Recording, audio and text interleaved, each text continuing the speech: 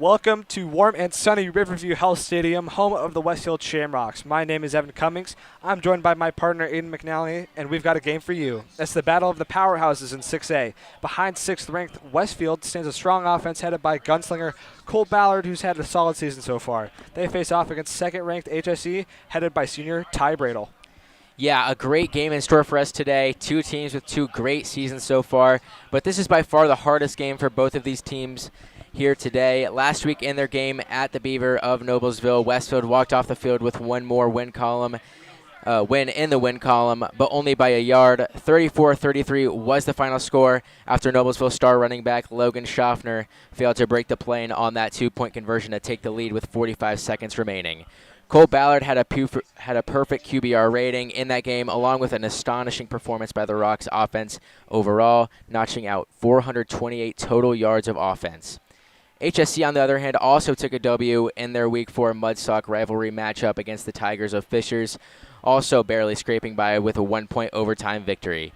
HSC QB Ty Bradle had a subpar game, going 10 for 25 on 40% completion, but also found the end zone twice. But Bradle is not the main weapon on the team. That would be the senior running back Eli Brantman, who had 132 rushing yards on 9 rushes and a touchdown. That being said, this Rocks D will have to keep tabs on Brantman if they want to come out on top here in this one.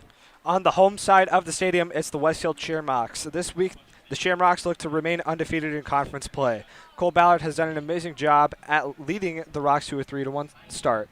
Though the offensive line has struggled to protect Ballard when he wants them to, he has a stellar 114.5 QB rating 4 games into the season. Other key players on the offense include Gabe Aaron Bullis, who has had 11 receptions for 170 yards and 2 touchdowns on the season. His target share is even with the next couple of guys closest to him, those guys being Micah Webster and Max Nosler with 7 each. Defense has been good versus the run so far, but even better against the pass. Sam Toney has 2 net interceptions on the season, and pass coverage has been good thus far. I expect a lot of good competitive football tonight. So both teams undefeated in conference play. HSC undefeated overall. Westfield only undefeated in conference play. What do you think about this matchup, and who do you think is going to come out on top? It's going to be a very close, interesting matchup. It's either going to be really high scoring or really low scoring. I don't think it'll be anywhere in between. I mean, last year we saw the Rocks take the best of the Royals twice, the second time being the most crucial in sectionals, 24-22. But these are two completely different teams. They lost a lot of seniors on both sides as the Shamrocks come out of the tunnel.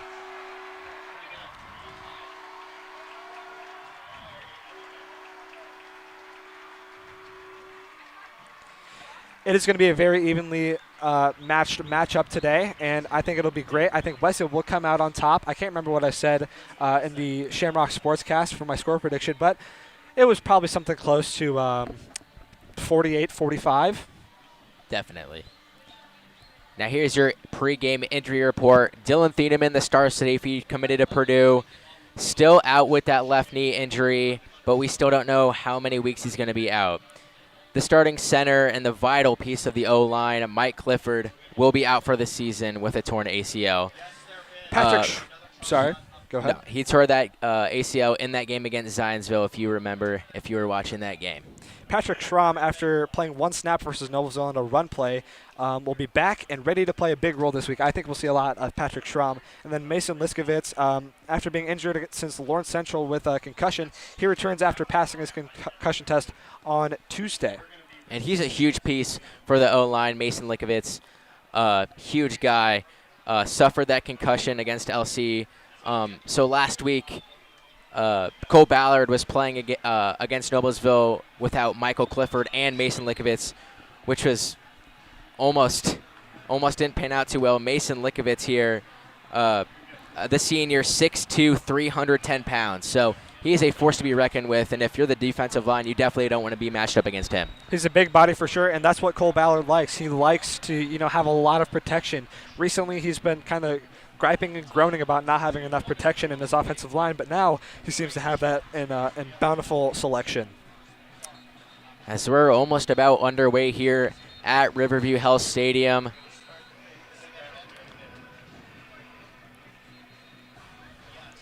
It looks like the Rocks will be receiving the ball here in the first half. Kickoff temperature 77 with a little bit of breeze and wind. Our high is going to be 82, but it could get down to as low as 56, so it could get chilly at the back end of this game. Kendall Garnett and Gabe Arambolis are back to receive the kick for the Rocks. Kendall has been, the return man recently, netting a lot of kick return and punt return yards, but Gabe Arambolis is certainly a force to be reckoned with on that side. As HSC gets set to kick off, and we are underway here at Riverview Health Stadium. Line drive kick right to Kendall Garnett. Kendall Garnett fumbles the ball in midair but catches it, and he's brought down at around the 20. Now Cole Ballard walks onto the field. Last game against Noblesville had a perfect QBR rating, 14 for 17, 188 yards passing, along with hitting triple digits on the running game, 100 yards on 8 carries, 3 total touchdowns. What do you think he'll do today against this above-average HSC defense? I think you got to get creative. I think head coach Jake Gilbert has a plethora of different run plays and trick plays and pass plays that HSC has probably never seen before. So I think we'll see a fair share of tricky plays here in this game. Ballard is in the shotgun. He's got 2 running backs behind him. Takes a snap, fakes the handoff. It's a screen on the outside to Gabe Arambolis. It's considered a fumble. That looks forward to me, but it's going to be a HSC's way. First play of the game is a fumble. Intended receiver there was, I believe, Gabe Arambolis there, as the Rocks already turned the ball over 12 seconds into this matchup. And this HSC defense already has a turnover on the night. I don't know what really happened there. It looked like a just basic screen pass out to Gabe Arambolis, and it got broken up. I guess they labeled that as a backwards pass, and that just gave HSC great field position. Ty Bradle now onto the field. Last year, 91.3 QBR rating, 175 yards on the night, along with 2 TDs, 0 interceptions, but also had a fumble. And he'll take the first snap, and he'll hand it off on a screen, cutting inside, and that'll get little to no yards. That'll be Clayton Wilkie there on that rush there. Wilkie last week had 2 rushes for 14 yards. So he doesn't see the field much, but when he does, he makes it count last week with that 7 yards per carry average. Certainly makes the most out of every play that he's on the field, and you can tell that just by the stats. He only had 2 rushes last week, but he got 14 yards on those, so he's averaging more than 7 yards per carry. Bradle's in the shotgun. He's got Jalen Alexander behind him. Takes a snap, hands off to Alexander. Alexander's in the hole, and are they going to give him a touchdown? Yes, they will. It's an end zone touchdown. Touchdown HSE. Jalen Alexander there on the carry into the end zone, and this game is already 6-0 Royals. Jalen Alexander last week against Fishers, only 7 rushes for only 16 yards. That's 2.3 yards per carry. So not the best game from him last week, so he's definitely looking to come back here against Westfield, and he's already done it with a touchdown. Early here, he's already gotten a touchdown, and now looks like Carter Gutt on to kick the extra point. Snap, hold down, up, and barely good. So it'll be 7-0 Royals here early. After a early Rocks fumble, the Royals lead 7-0. You're watching the Westfield Sports Network.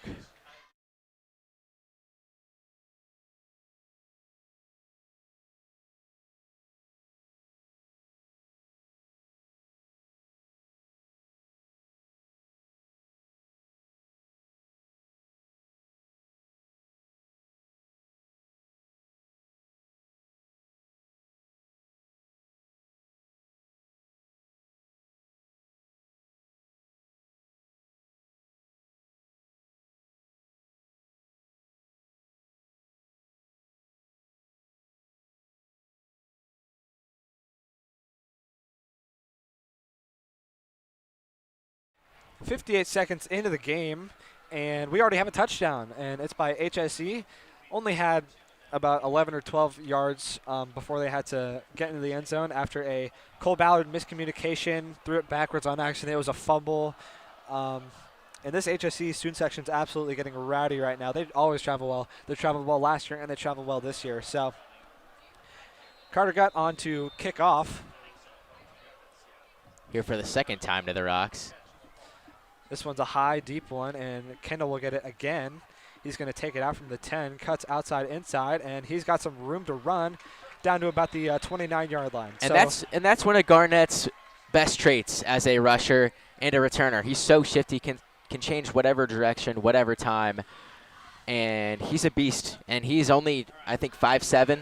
He's a sophomore, so he still has 2 years to grow under Gilbert and this Westfield offense. You gave him a yard, or you gave him an inch. He's 5'6". There you go.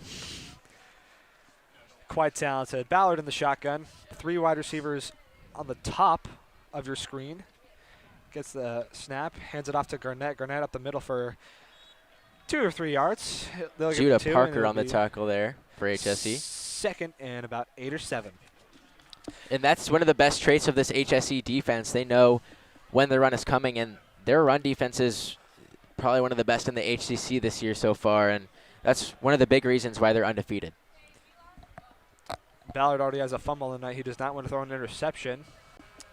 Takes the snap, hands it off to Garnett. Garnett cuts it outside, inside, losing yards, and he's still fighting, and ultimately he will lose about 3 yards, so it'll be 3rd down and 10. The Rocks, see, this is what I'm saying about the HSE defense. The Rocks are already stuck with a 3rd and long on their second drive of the game, I guess, but HSE could notch their first 3 and out here of the game. 3rd down and 9. The Rocks have not passed it deep so far, but I think they'll have to. Recently, in the Rocks playbook, we've seen a bunch of run plays on 3rd and longs. I would not like to see that right here. This is not what the Rocks need. They need a clear, deep pass. And thankfully, they will not run it. Quarterback Cole Ballard is in the shotgun all by himself, and is lonesome, and the flag is thrown. Actually, it is a timeout. Timeout. HSE takes a timeout because they saw something HSE. they didn't like. It'll be 7-0 Rocks whenever we come back from the break. 9:42 left. You're watching the Westfield Sports Network.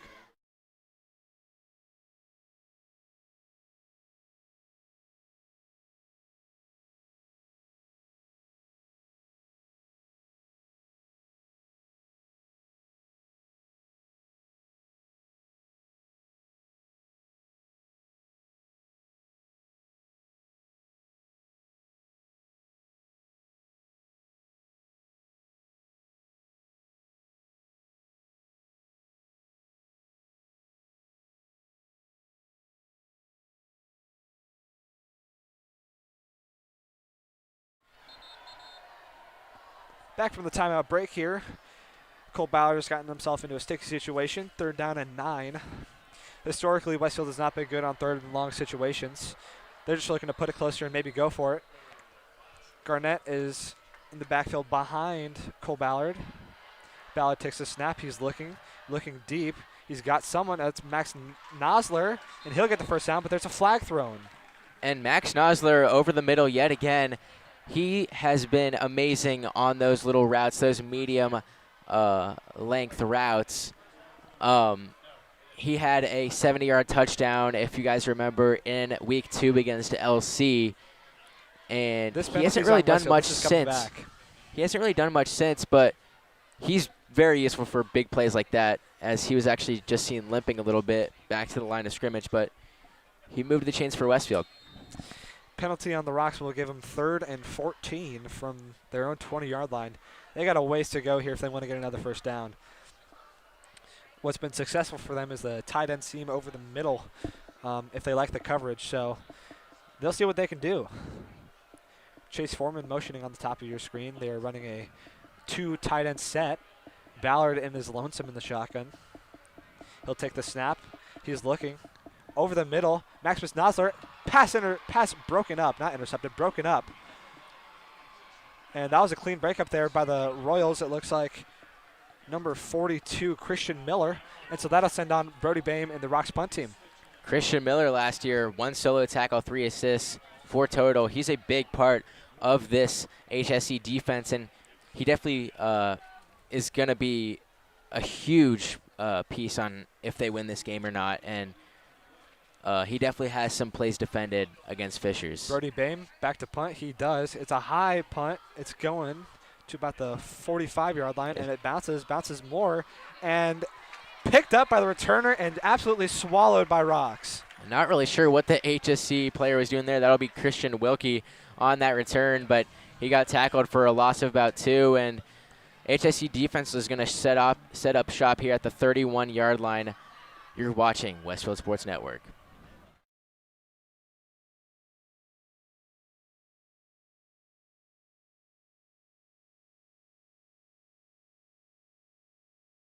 We are back here from Riverview Health Stadium, 9:21 left to go in the first quarter. Royals lead 7-0, and they're setting up shop at their own 31-yard line. This will be Jalen Anderson in the backfield, Jalen Alexander, I'm sorry, in the backfield, the guy who had the touchdown for HSC. Ty Bradle looks right, finds Donovan Hamilton, and gets a good gain of about 16 there to move the chains for the Royals, and they're already knocking on the door of Westfield territory. Fun stat about Hamilton, he threw an interception last week. You don't see that too often by a on that trick play by a wide receiver. Ty Bradle lines up, 2 receivers to the right, 1 to the left. Wilkie motions, hands it off to Jalen Alexander, and he gets pummeled there. I believe that was Sam Toney on the tackle. I think the key to this game for both teams will be the lack of defense. It won't be the defense in general. It'll be the lack of defense. Both of these teams can go down and score, but I don't think either of them can stop each other, except for the fluke play, the first play of the game. Bradle in the shotgun. He's got Alexander behind him. Takes the snap, fakes the handoff, looks over the middle. Just kidding, he does actually hand it off, and Alexander will get a first down. Donovan Hamilton was wide open on that left side. You saw Sam Toney. No, not Sam Toney. That was Jake Good. He kind of left Donovan there because he knew it was going to be a run. It's a risky play if you're a risky play. And D-back. if Bradle finds Hamilton on that play, that's an easy first down and potentially more. First down and 10 from the Rocks 42. Bradle's in the shotgun. He's got Alexander behind him. 43 in motion. Flag called. Flag flies.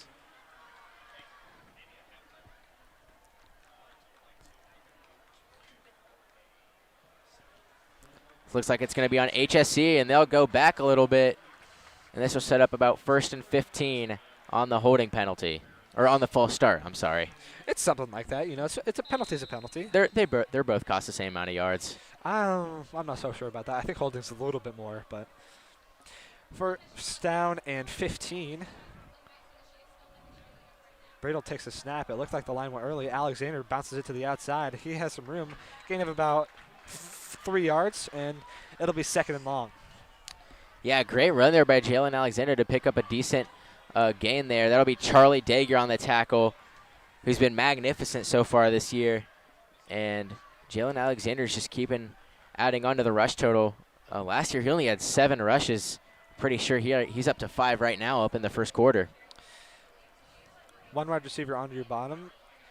Handoff to Alexander. Bounces it outside, and it gets a solid chunk of yards. It'll be about 3 or 4, and it'll set up a 3rd and long.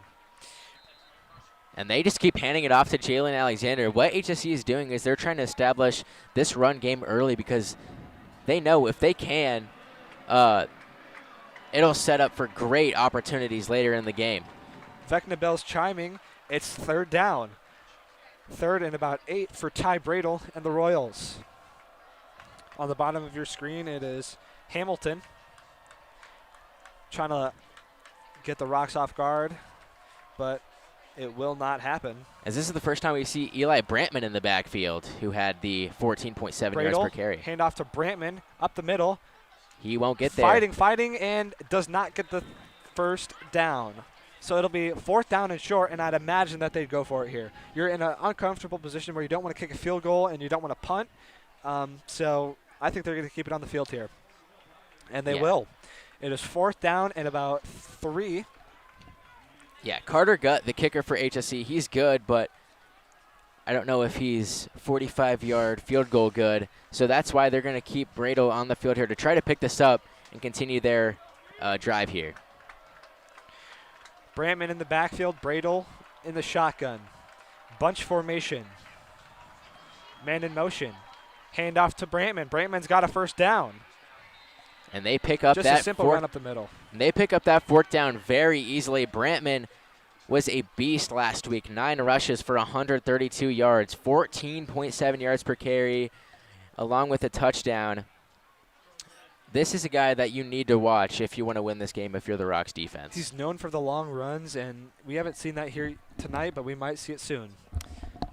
Man in motion, shovel pass to the man in motion, and that'll get about 8 yards. That was a great play call there by HSC, kind of switching it up a little bit with the run game. They've run about the same running game, or the running play, I should say, as they did in that first drive and earlier in this drive. So great job there by switching it up. Shovel pass to Mason Alexander, and that'll bring up 2nd and short for the Royals. Bradle looking solid so far, not many pass plays.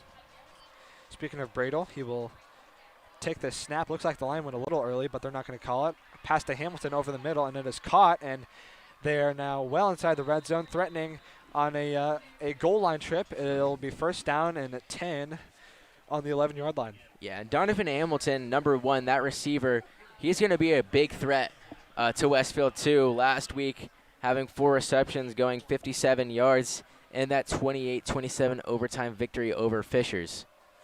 Going hurry up here, no huddle. Bradle takes a snap, hands it off to Brantman, and Brantman swallowed up in the backfield. Great play there by Rocks. William Goodvine really cracked that offensive line down and made it easy for Tyler Dykus and Charlie Dager to get in there. If you could stop him a little bit, you have help coming, and you know that, especially if you're on the D-line. HSC taking a while to get the play call here. As that's a good strategy. I mean, they're already up 7-0, got that quick touchdown, and they're just drowning down the clock. If they know they can score, they might as well burn some clock. And they know they're going to get the ball to start the second half as well. Bradle in the shotgun. Man in motion. Cycles back. Bradle looking. He evades the pocket. He's going to try and run, and he gets about 4 or 5 yards there, and it'll be third down and about intermediate yardage, 3rd to 5, 6. Yeah, a great choice there by Bradle to take it down and run. Last week he had 6 rushes for 35 yards, but he also had a fumble. So great choice there, and he definitely knows when to take it down and run, especially with a decent running performance last week against Fishers. The Westfield defense historically is good against short plays or good against long pass plays, but they are terrible against people chipping away at these yards. Bradle in the shotgun, man in motion. Shovel pass off to the man in motion. That's number 28, Clayton Wilkie, and he is swallowed up. Jake Good with the huge solo tackle there. Or no, that was not Jake Good. That was Andrew Liskey with a huge tackle there to bring up a huge 4th and 9. On trots Carter Gutt, the kicker Gutt, who was 4 for 4 on PATs last week against Fishers, 1 for 1 obviously already today. Let's see if he can kick this field goal in to make it 10-0 Royals. This will end up being around a 28-yard field goal from the left hash. Snap, hold, kick up short, and they'll barely make it. That did not look good up here, but it found its way through the pipes, and that'll make the score 10-0 Royals. As we are nearing the second quarter, down to 3:12 left in the first. You're watching Westfield Sports Network.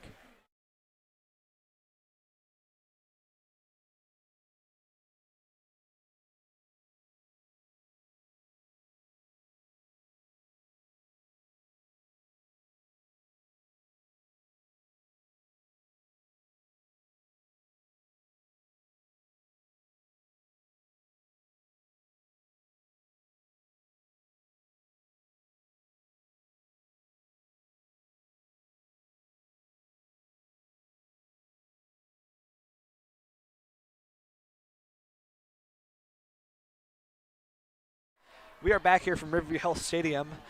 Royals lead 10-0 with 3:12 left in the first quarter. We've seen this has been all Royals so far in the first quarter. They've dominated defense and offense, forcing a crucial 3-and-out and a lucky fumble on the first play of the game. And now they'll give the ball back to Westfield, and Westfield's got to figure out offense here.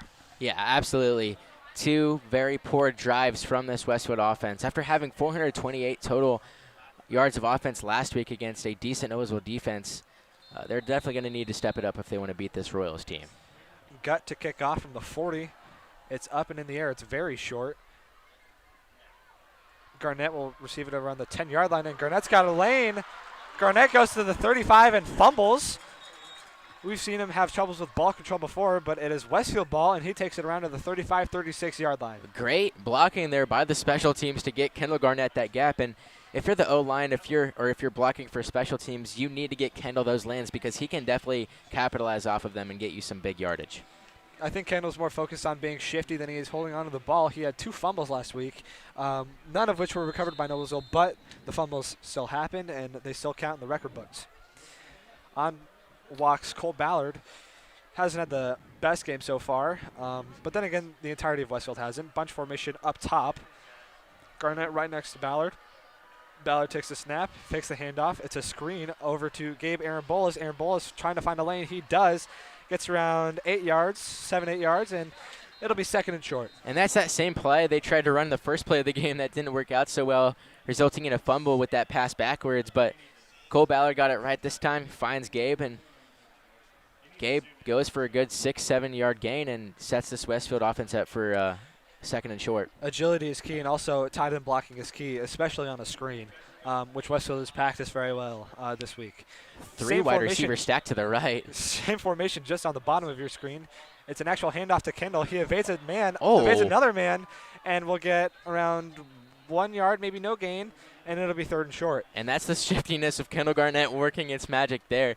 He evades the tackle and then jukes another D lineman out, and next thing you know, he's striding upfield, but only gets a gain of 1 to set up a 3rd and 2 here for the Rocks. They're going to need to convert this if they want any shot keeping this game close. Ballard looking for the call from the sidelines.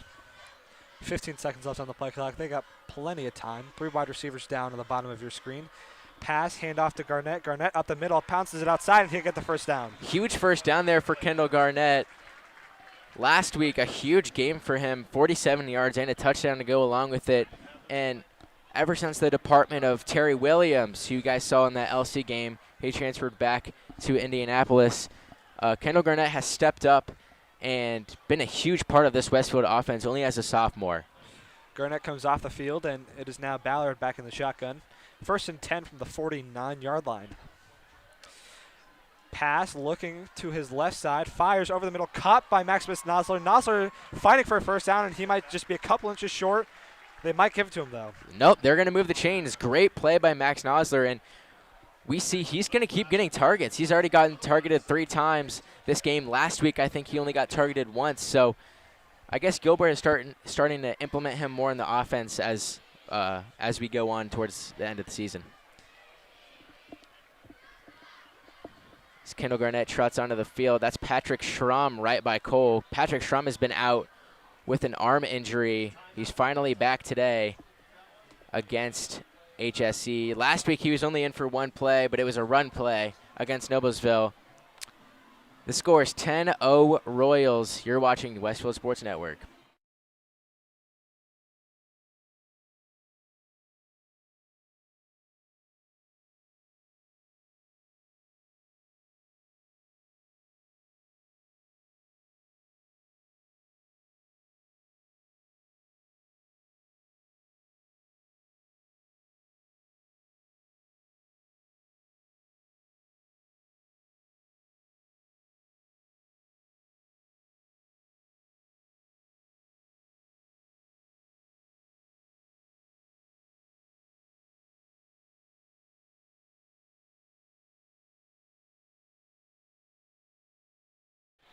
First down and 10 for the Rocks, coming out of a timeout here. 1:01 left in the first quarter.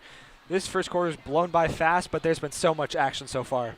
Definitely dominating performance today so far from the Royals, but let's see if Cole Ballard and Kendall Garnett can fuel a comeback here for the Rocks. Micah Webster, the sophomore, motions to the right. Cole Ballard snaps. Fake handoff to Kendall Garnett. Flips it around to Gabe Arambolas. Finds a lane. He's going to try to get the corner. Digs his shoulder down, and he's going to pick up a good gain of about 6 here to set up a 2nd and 4 for the Rocks. They're knocking on HSE's red zone doorstep. The thing about Gabe that most people might not know is that he's a very physical wide receiver. He does not care. Well, he cares about his body, but he does not care about anything to make a play, as there is an official's timeout. Oh, injured player on the side of the field. HSC player. Can't see who it exactly is from up here. We'll come back after the injury timeout. 36.2 seconds left. Royals lead 10-0. You're watching the Westfield Sports Network.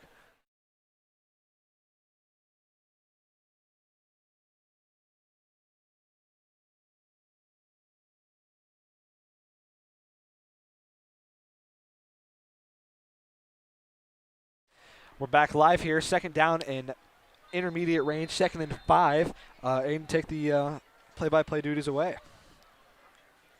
2 wide receivers on the bottom of your screen, 2 to the top of your screen. Sorry, Kendall Garnett in the backfield as we set up for 2nd and 4. Handoff to Kendall Garnett. He's going to get swallowed up in the backfield.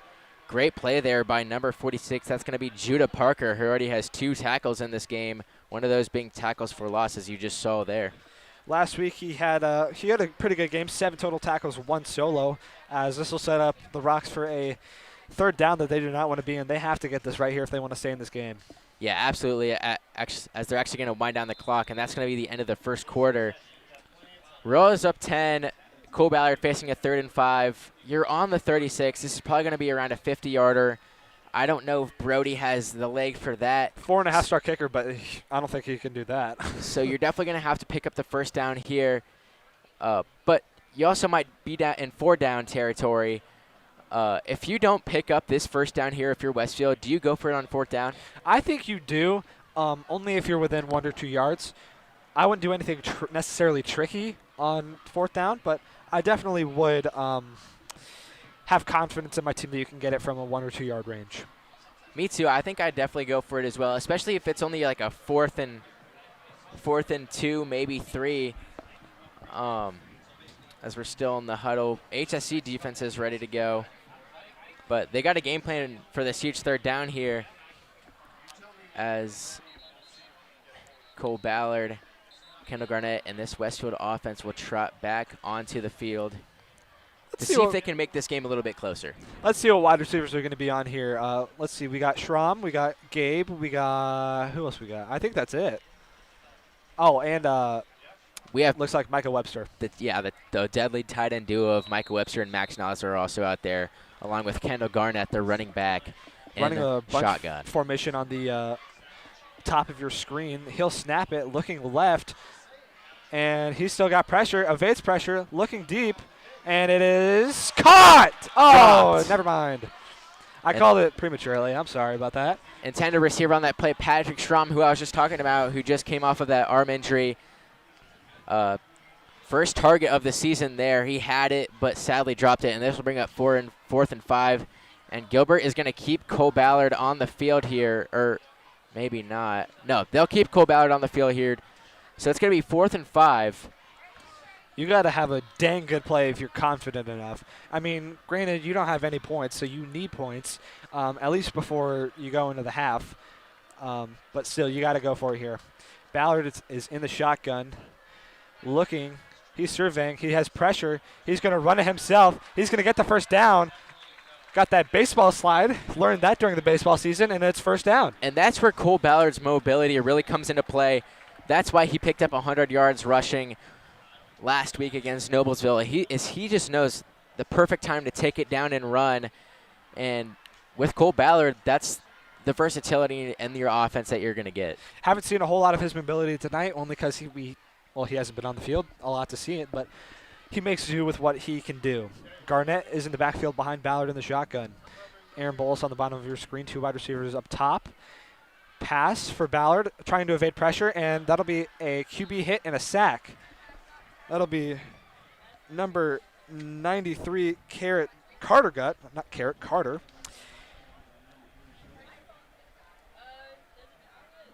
93, that would be Stuart Stovall,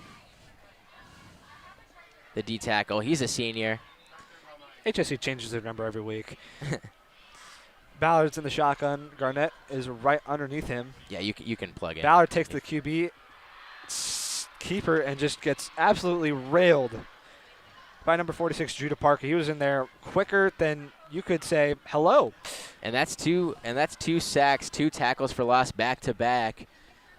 And this will set up another third down, but this time being third and long with a 3rd and 13, ball in the 31. So I don't know if you're quite yet in field goal range. Even if Brody Bam is on your roster, I think they'll definitely have to get this down to maybe the 25, 24-yard line. If you're considering about going for it. Ballard takes a snap. He's looking over the middle, and that pass was deflected or just a bad pass? It was deflected. It was deflected. Brody Bam trots on, and it looks like he might attempt a kick here. Well, this is a pretty unique situation. Yeah, it'll be a field goal attempt here. Jake Ball Gilbert on 31. This will be about a 47-yarder, near 50. 48. Brody Bam has a leg, but let's see how good his leg is. He has not had this long of an attempt so far this season. Bam, low snap, bad snap, and just a terrible attempt, and that'll be no good. Gilbert with the hold there, just a little muffled hold there by the backup QB, Jackson Gilbert, who's Coach Gilbert's son. And that'll keep this score 10-0 as the Royals still keep their double-digit lead 10-0. We're seeing something that hasn't happened before. We're seeing a Rocks offense stall, which hasn't happened a lot all season. Maybe it happened in the New Pal game, but the last 3 games it has not happened, rarely, if at all. Yeah, exactly. And even against a decent Noblesville defense, it didn't happen a lot. In fact, Cole Ballard had a magnificent game, and Noblesville could not stop them. And Bradle's in the shotgun. He takes the snap, hands it off to Alexander. Alexander up the middle. Gets about 6 yards, and it'll be 2nd down. Great run there by Jalen Alexander. He's getting a lot more touches on the ball here than last week against Fishers. As I would say, he's near 30 yards rushing on the day so far, and we're only in the 2nd quarter.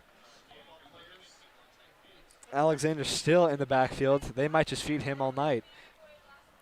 Bradle confused about the call. Finally lines up in the shotgun.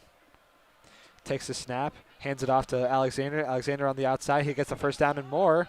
Attempts to truck Andrew Liskey, but he holds his ground, and it'll be 1st down for the Royals. Jalen Alexander has been running all over this not HSC defense, this Westfield defense.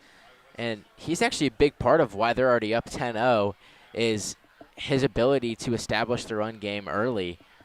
And Westfield has kind of found hopeless. They don't really know what to do to stop him, and that's why they're down by 10.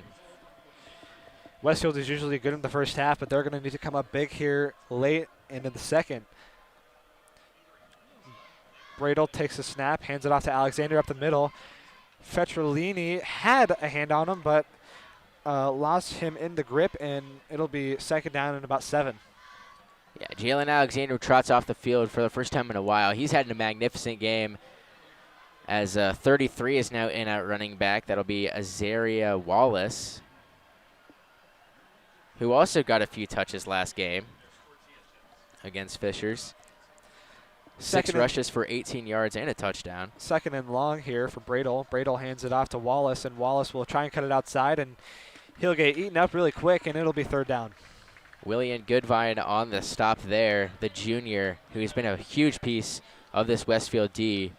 As that'll set up 2nd and 8. Or no, 3rd down and 8. I'm sorry. 3rd down and 7. Sorry. Jeez, a lot of technical difficulties here. Just on this end, the commentators can't do a perfect job every week. 3rd down and long, as you can probably hear. Bradle is in the shotgun. Tries to force a disciplined Westfield defensive line off their marks, as he cannot do that. Bradle takes a snap, looking to pass on the outside edge, inside, and incomplete to number 3, Silas Newton. And it'll be 4th down and about 6 or 7, and they'll send the punt team on. Yeah, Silas Newton, honestly, he could have gotten away with a flag there. It looked like, I think it was either Tyler Dykus or Charlie Dager kind of held him on that play, and Silas Newton kind of turned around, and the ball was already there. He had no time to react. If the rest didn't see it, it didn't happen. Punt here, high and short. It'll bounce a good bit, though, and they'll down it around the 25-yard line.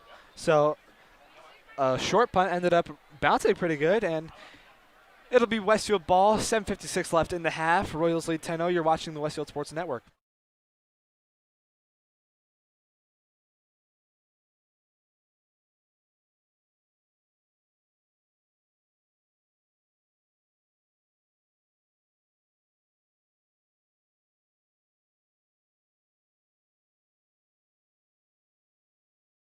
We are back here from Riverview Health Stadium. 7:56 left in the first half. Royals lead 10-0. Ballard is in the shotgun. We're going to see some pass plays and some run plays here as it's a flea flicker to Kendall Garnett. Kendall Garnett's going to take it on the outside. Kendall Garnett is going to get 9 yards, maybe a first down. Depends on if they're going to move the chains or not. As a flag flies. Still waiting to see who this is on.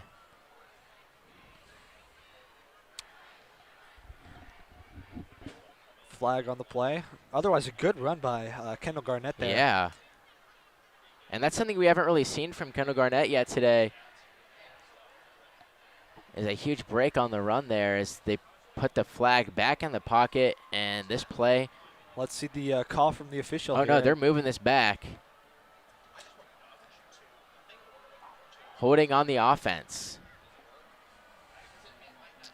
So they'll move it back 15 yards. Yes, 15 yards, and it'll be 1st and 15 now for the Rocks. Wow. Huge loss there for Westfield, especially after a great run by Kendall Garnett. Patrick Schramm lined up on the left. Max Nosler, Michael Webster in the slot to the left. 4 wide receivers set. Kendall Garnett in the backfield. Here's the snap. Fake handoff to Kendall Garnett. He's going to find Gabe Arambolas across the middle of the field for a good gain of about 6. Very good throw throw bring by up Ballard a second there. modest Ballard gain. really looking to get the passing game going because he couldn't do that in the first quarter, but he found Gabe Arambolas there for a good gain, and it'll be 2nd and short. 2nd and 4 here as Cole Ballard looks to the sideline for the call. Kendall Garnett still in that backfield.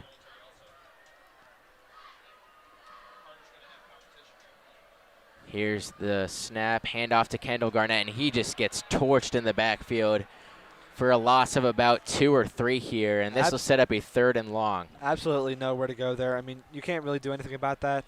He's got your ankles, and he just can't do anything about that. As they actually gave Kendall Garnett a decent amount of forward progress. This is actually only going to go back 1 yard. As this is yet another 3rd down for this Westfield offense. HSC has been amazing on defense so far.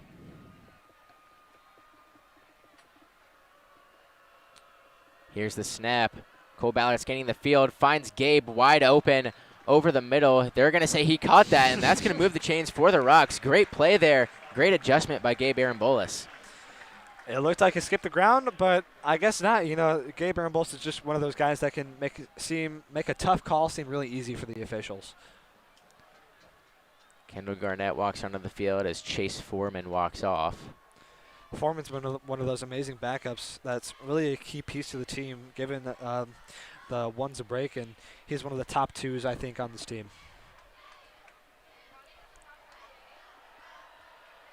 Ballard, the snap. Drops back to pass. Immediate pressure. It's a screen to Kendall Garnett. He's going to make one miss. Goes upfield. Gets destroyed by about 3 or 4 Royals. He tried a little spin move there, but was quickly wrapped up by some Royals, and it'll be 2nd and 5. But a good gain there by the Westfield offense there as we are nearing the 5-minute mark here in the 2nd quarter. We might actually have to leave here with 4 minutes left to go do a halftime interview with Coach Gilbert. But that's whenever we feel like it. There's the snap. Kendall Garnett, the rush. Gets tripped up, but I think he's still got across that marker. And they're going to rule him there as Kendall Garnett moves the chains. And we're going to leave to do that Coach Gilbert halftime interview as normal. We're not going to be here for commentary, but we will leave the stream on, of course, and we'll be back in the 2nd half.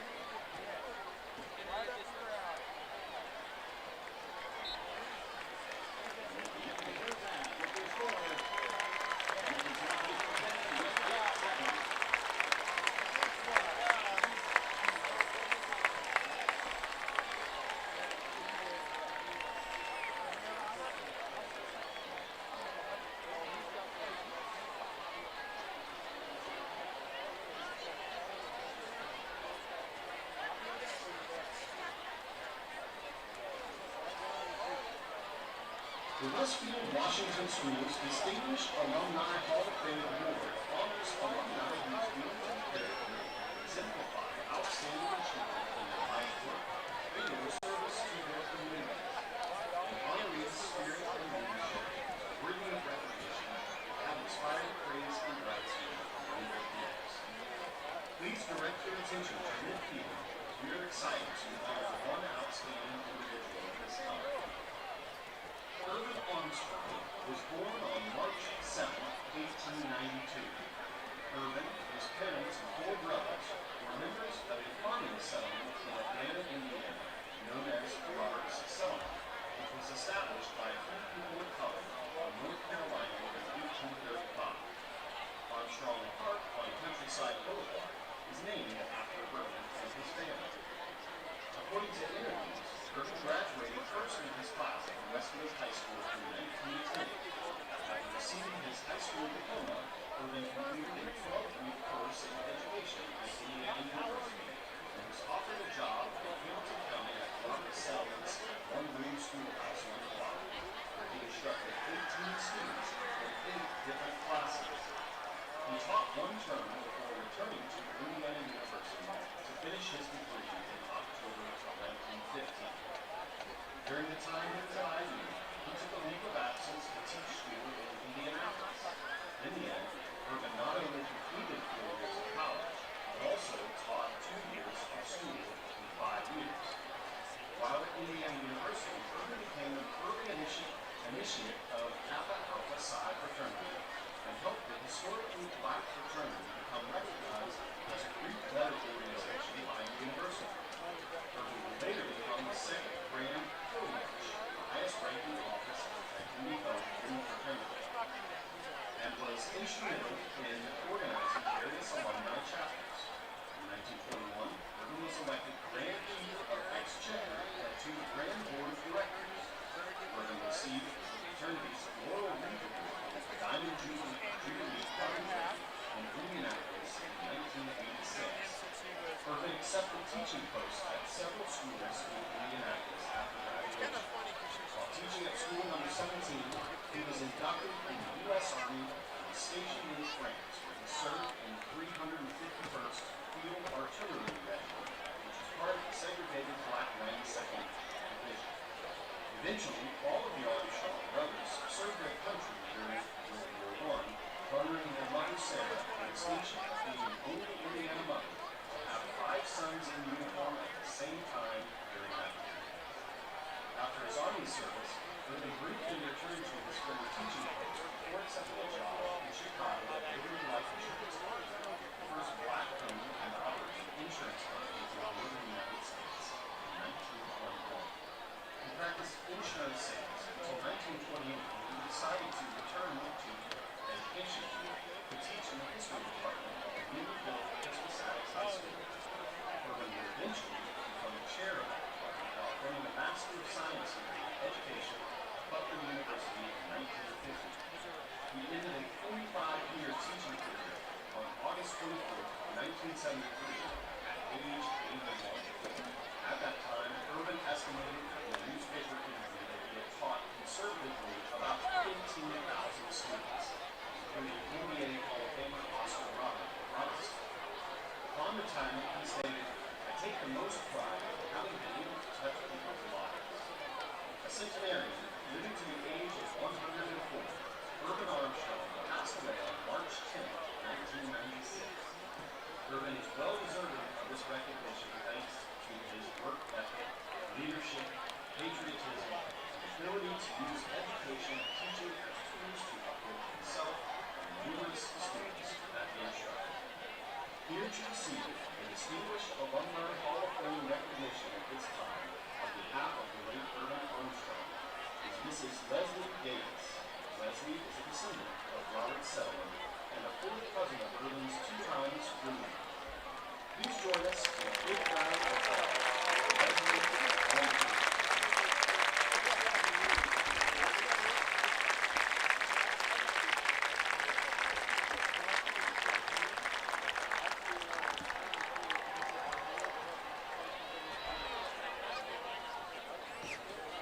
Joining us From Westfield, Indiana, please welcome the Westfield High School Marching Band. Westfield's program is entitled The Dark Horse and features the following musical selections. Dark Horse by Katy Perry. Aha by Imogen Heap. Heroes by David Bowie. And Symphony No. 4, Heroes by Philip Glass. Westfield High School is proud to present in exhibition performance drum majors Rebecca Rust, Anna Graver, and Brianna Clark, and the pride of Westfield.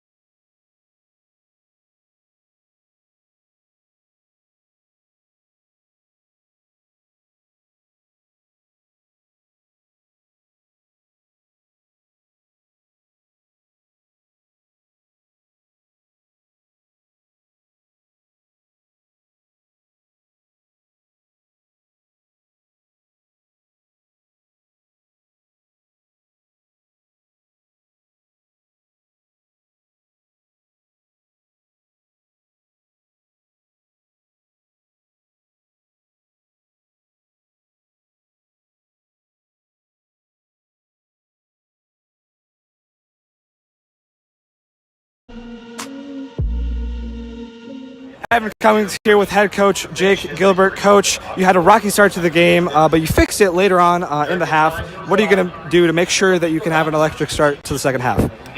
Yeah, I mean, nothing self-inflicted. We're just not very poised out there. We've had some issues with substitutions that we have to get fixed. Obviously, a couple mistakes, the first one being huge. So that's really the difference in the game. It's 10-7, but we gave them 7 to start. So we've settled in, I think, been blow for blow with them from that point on, but we just had to clean up our own mistakes. Thanks, Coach. Go Rocks.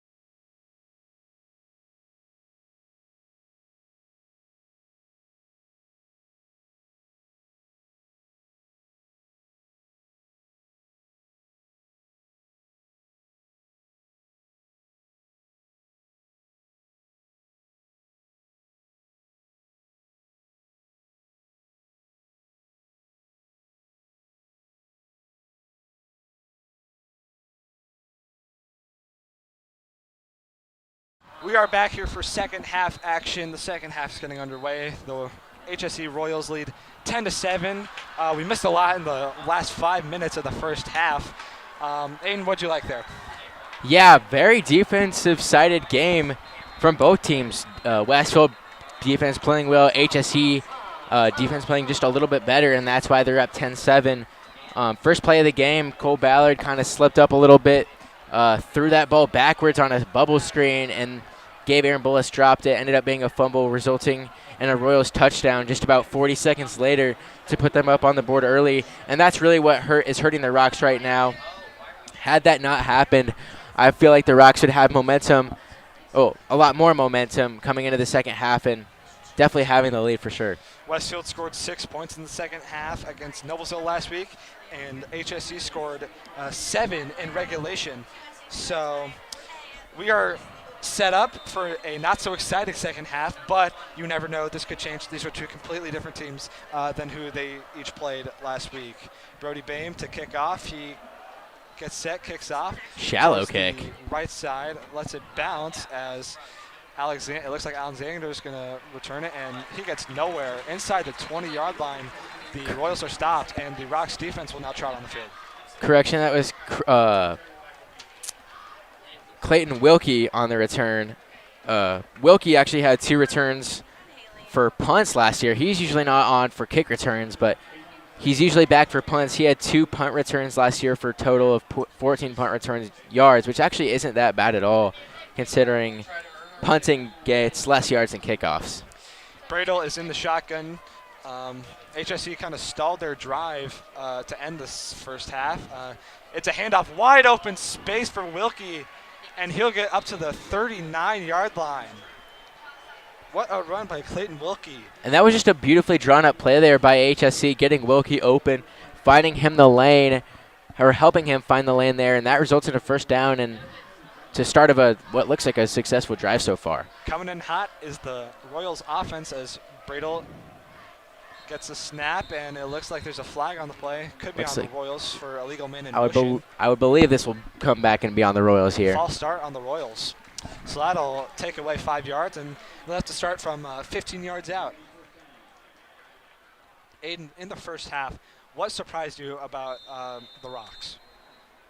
Yeah, honestly, the offense. I was expecting a little bit more. Kendall Garnett is having a heck of a game so far, but I was expecting a little bit more. I don't know if the HSC defense was just that good or we just came out a little bit slow, but the defense definitely had our number in the first half for sure. Alexander took it up the middle for 6. It'll be 2nd and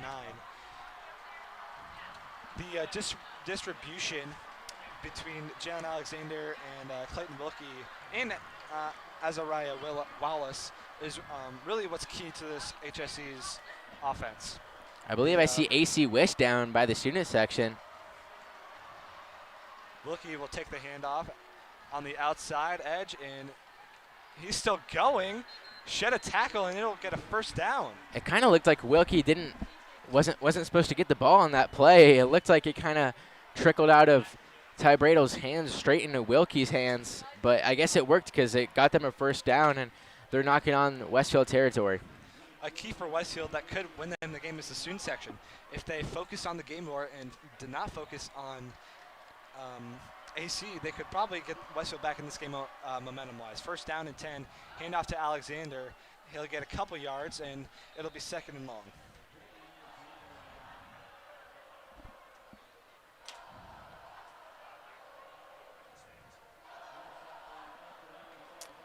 This will set up a 2nd and 7 after that 3-yard gain by the Royals.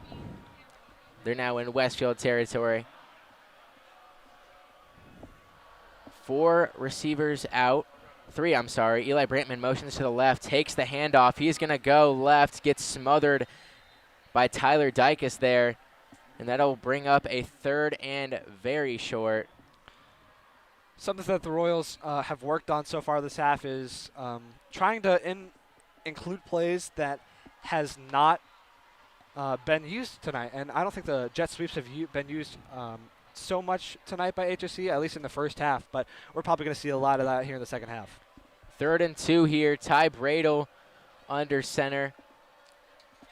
Wide receiver motions to the left. They're going to hand it off to Jalen Alexander yet again, and that's going to move the chains for the Royals. And they're going to keep this drive going. This Westfield defense kind of getting run all over by a little bit of Jalen Alexander and Christian Wilkie, or not Christian Wilkie, Clayton Wilkie. They got to find out how to stop this rushing game, or else I don't really see them taking the lead in this one. 2 straight slow starts to a half by Westfield on defense. Handoff, wide receiver, jet sweep. That's going to be number 13, who kept going after contact. That'll be John McCoy. John McCoy actually had a reception for 45 yards and a touchdown last week against Fishers, as they are right outside this Westfield red zone.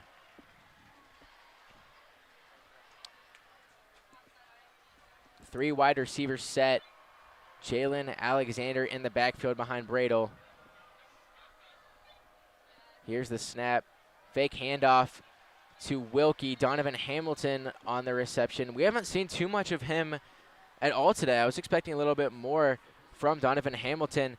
He had, I think, 2 or 3 receptions in the first half, and it looked like he was going to be all over Westfield's defense this game, but that's the first time I've seen him make a play in a while this game. Utilizing different weapons is key for a team's success, especially with HSE.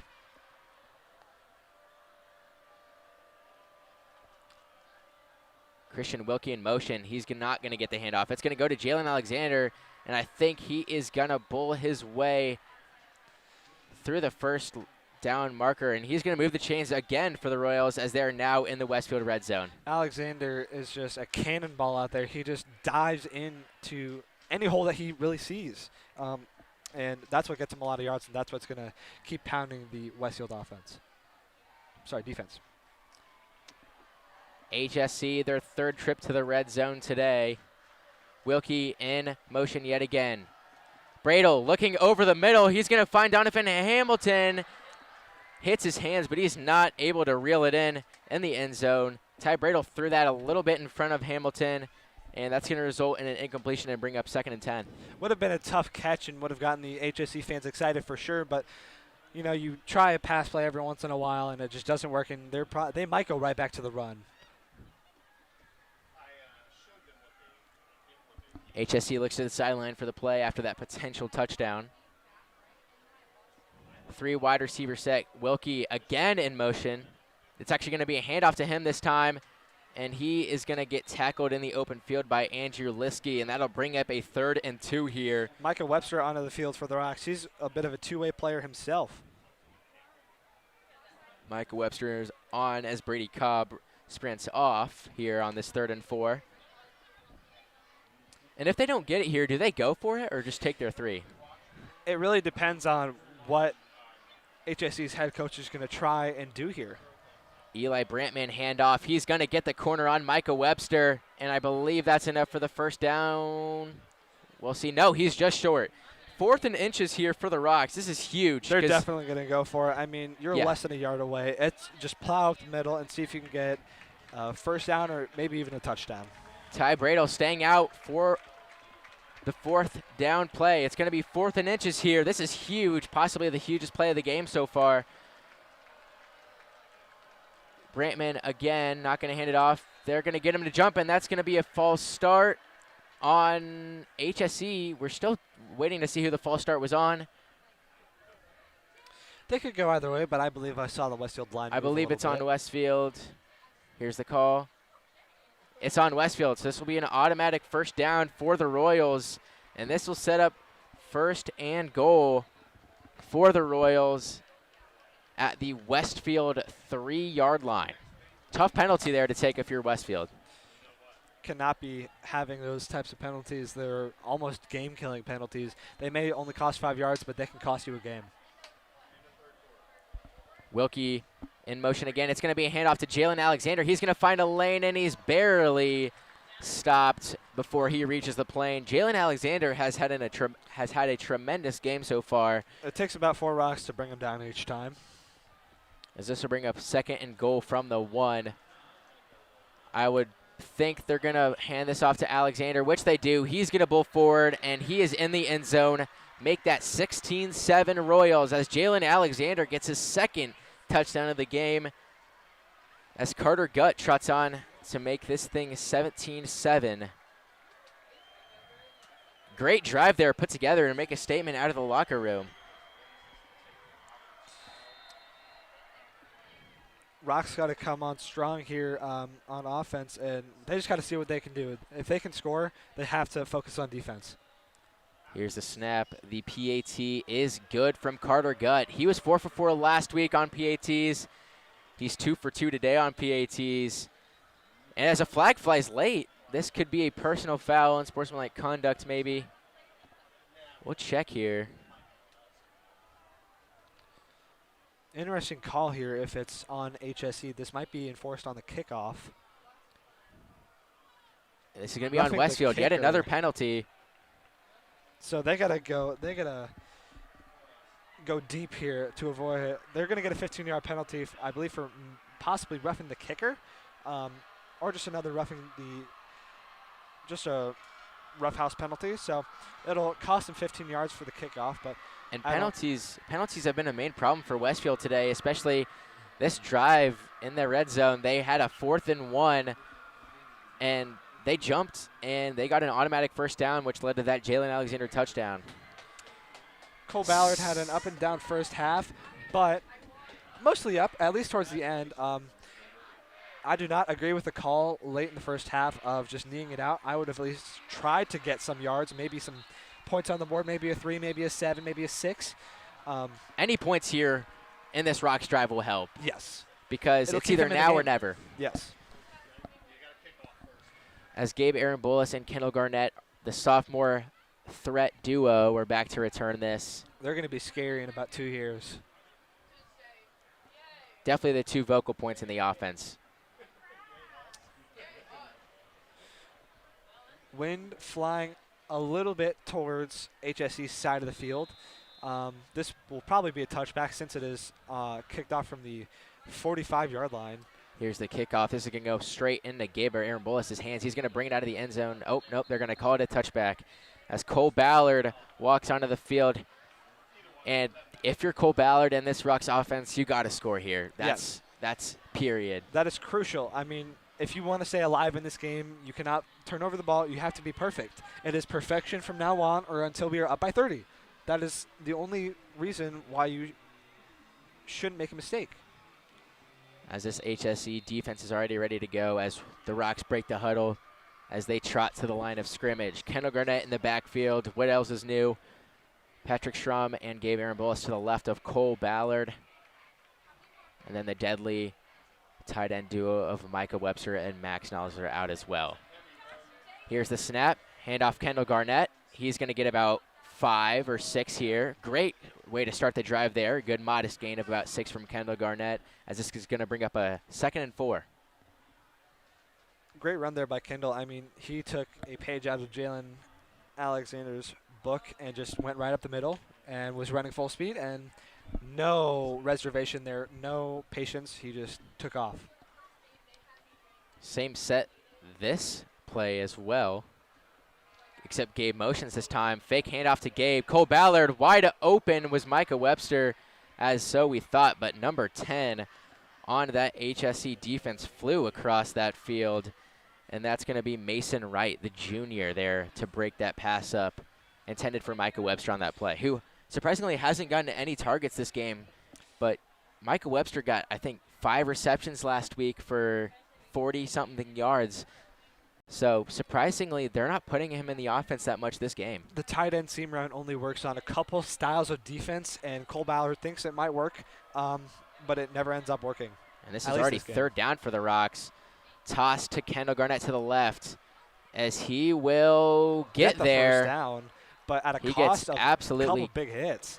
He gets absolutely crushed there by number 45 on the Royals. It's like he's made of rubber. He never, ever faces any, or at least it looks like he doesn't face any consequences of the hits. He probably does, but he doesn't show it. He does a great job of, scraping it off, shoving it off. Shane Gastineau on that tackle there. He had 3 solo tackles last year. or not last year, last week. Words 7 are hard. total.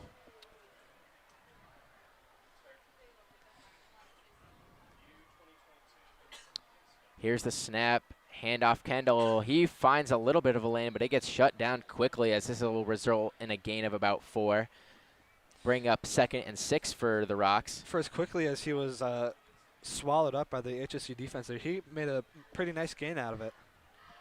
Out of a run that might have not gotten any yards if he just let himself get swallowed like that. And that's what Garnett can do. He can make something out of nothing, as we've seen many times this season. Cole Ballard looking deep. He has Gabe Arambolas. Pass broken up by number 23 on the play. What a play there by the HSC defender. That'll be Donovan Rhodes, who had 3 pass deflections last week against Fishers. Super clean pass pickup. You know Cole Ballard wanted something deep there, at least to try and get some yards. And, of course, made that crazy play towards the end of the first half. But great defense there. Could have argued for pass interference, but otherwise it was a very clean breakup there. Sets up another 3rd down. Cole Ballard trying to get all the yards he can get off of just straight fake calls. Fake handoff to Kendall Garnett. Faces immediate pressure. Wide open. Almost drops it. Is Gabe Arambolas. What a catch by Gabe Arambolas. He almost dropped it, but he got down quick to make the adjustment. The reaction in the student section in the stands was that was really impressive. I'm not going to lie. Oh, lie. my goodness. That was very sketchy, but a good catch there by Gabe Arambolas. That was possibly the worst, but yet the greatest catch I think I've ever seen. Giving a heart attack to all these Westfield fans and the HSE fans who thought they had a good stop there. They look to the sideline here. Same set they've been running all game. Pat Schramm, Gabe Arambolas to the left. Kendall, of course, in the shotgun. Here's the snap. Cole Ballard scanning the field yet again. Intended receiver there was, again, the sophomore tight end, Micah Webster, who had a good game last week but was unable to put it in his hands, as there will be a penalty on Westfield, and this will move back. A little bit of confusion. I didn't see a flag fly at all. As this will set up a 2nd and long.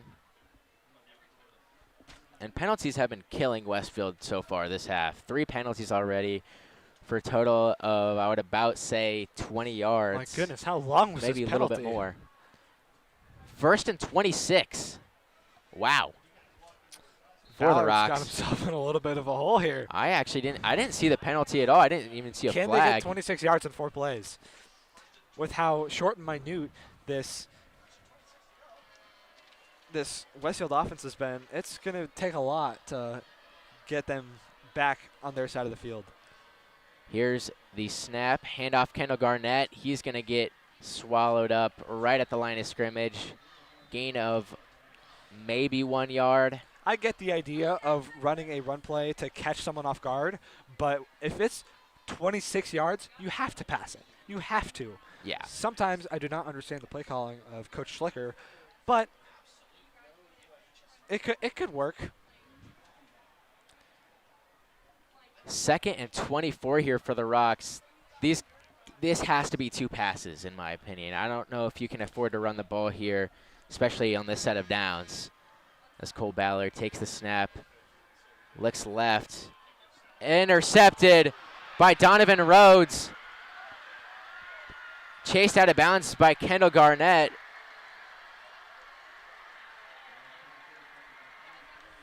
And not the best throw from Cole Ballard there. Gabe had the step, but Cole unfortunately could not put it on the money. And just like that, HSC's right back in the red zone. Miscommunication on the route there. I mean, not much you can say except a good interception by what it looked like almost Donovan Rhodes, but just a great interception and not much you can do there if you're Westfield. As Ty Bradle trots onto the field, looking to make this, wow.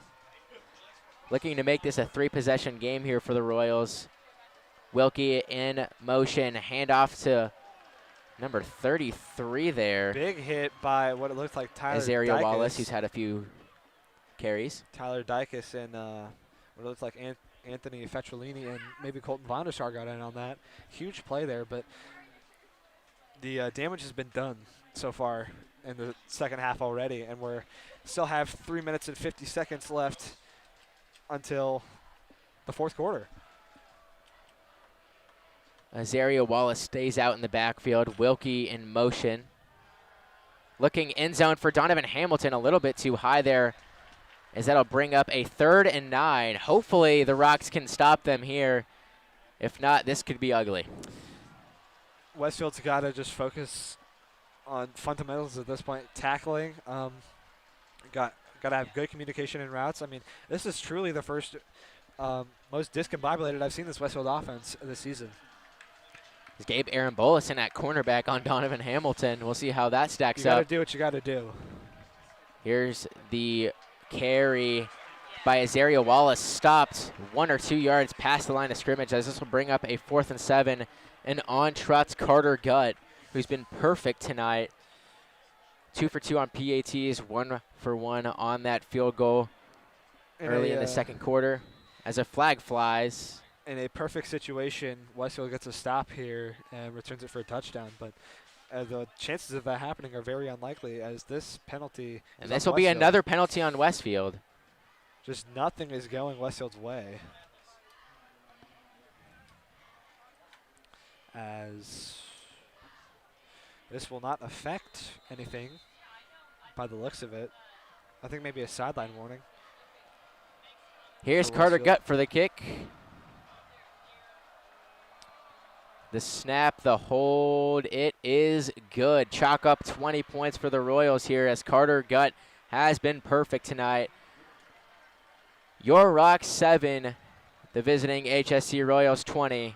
We're Westfield Sports Network.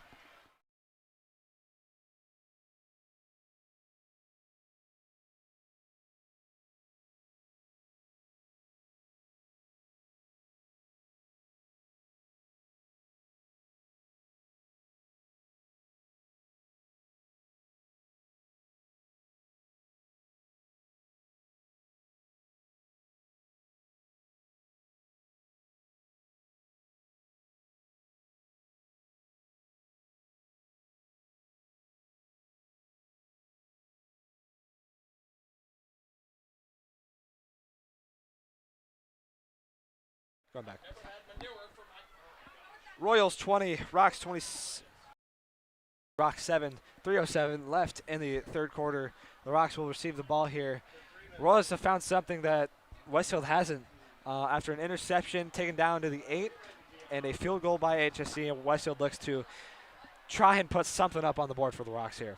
Yeah, you have to find the end zone here, or maybe just a field goal, but even then you're still down 2 scores. So I feel like this drive definitely has to end with a trip to the end zone, as this kick goes to Kendall Garnett, I believe that is, as he's going to find a little bit of a lane, makes one miss, and he's up to the 35-yard line, and that's a very well-needed play for the Rocks' momentum here. As you can tell he was frustrated with himself running off the field. He would have, the ball. if he stayed on his feet, chalk up 6 for the Rocks there. He has the speed. He would have made it to the end zone for sure.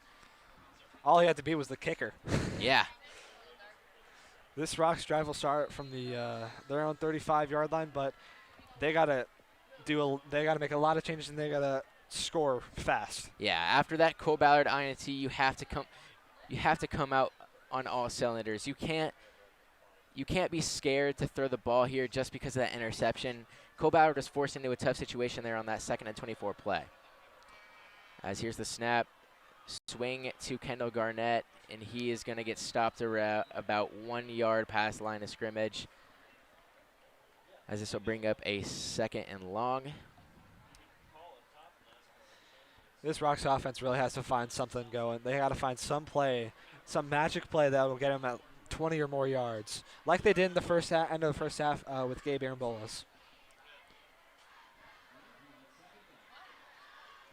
I don't know how many times I can reiterate that Westfield needs a big play. Like one big play and the drive changes. Here's Cole Ballard on the snap for wideout set. He's scanning the field. He finds Gabe Arambolas across the middle, and that is going to be a well-needed gain of about 20 there, as they are now in HSE territory. Huge play there by Gabe Arambolas. I spoke it into existence. Yep. You can thank me for that, Rocks fans. Big play, and now they're at the HSE 45-yard line. They finally found something good about this drive, about this half, something good to look on. Ballard is in the shotgun with Garnett behind him. 3 wide receivers on the bottom of your screen. There's a snap, handoff to Garnett. Garnett very patient, taking his time, tries to spin move out again about 3 yards, and it'll be 2nd and 7 from the Royals' 41-yard line. And I'm going to say this. I think Kendall Garnett is growing more valuable for this team every week. I feel like he's seeing more carries every week, and I can honestly make a statement that he's one of the best players on this team.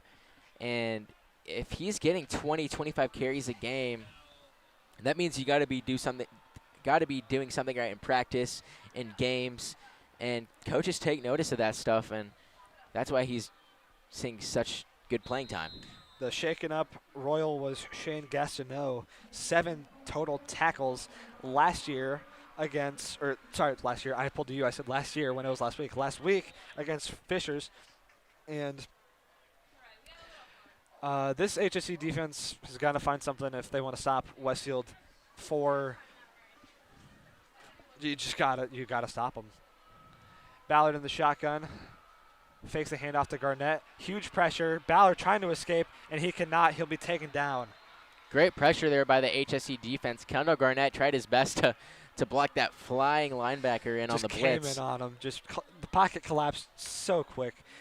This O-line's really got to block better for Cole Ballard. They sent out an all-out blitz. I believe 6 or 7 guys were down there trying to get in that hole. And this will leave the Rocks with a 3rd and 10 or 11. As they cannot let the clock wind down. They're going to have to fire off at least one more play. They got 10 seconds left if they want to get this play off. Ballard's in the shotgun. This is a huge 3rd down here for the Rocks. They got to get it here. Play clock's at 1. They won't get it off, and it'll be a delay of game on the Rocks. This is the penalty that plagued them a lot last year. Yeah, these delay of games. You just can't let this stuff happen if you're Westfield. And penalties have been the killer for Westfield in the second half. I've said that time and time again. And if they just trim down those penalties, they would put themselves in such a better situation to win this football game. As this is 3rd and 16. Just in disbelief. Patrick Schramm in motion. It's going to be a fake handoff to him. QB run there, as that's going to go absolutely nowhere. As that'll bring up a 4th and 17, and Brody Bam trots on to punt this thing away. This Westfield offense has been ugly, to say the least. They have not found their groove. They have not found their rhythm. They're going to be 4th and 16. Coming back from the 3rd quarter, as they might let the clock drain out, and they will. So, end of the 3rd, Royals 20, Rocks 7. Going to punt it away to the Royals. Rocks got to find some defense and some offense. They got to find some points. They got to find some stops. 20-7, Royals. You're watching the Westfield Sports Network.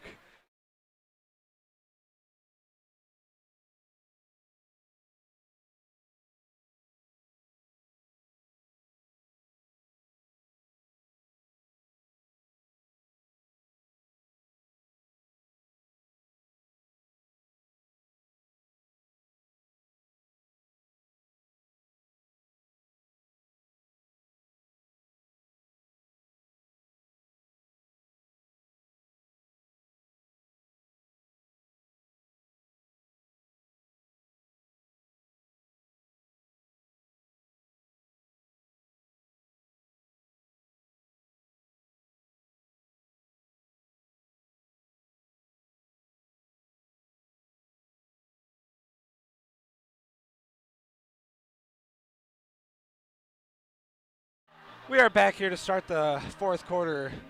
Royals 20, Rocks 7. It has been not the prettiest sight in the world for this Rocks offense or defense, to be fair, and now Brody Bame will be punting the ball away. high snap and high kick to go along with it, out of bounds. That'll put the Royals at the 40. Did that go out of bounds? I thought that landed out of bounds. I thought that did too.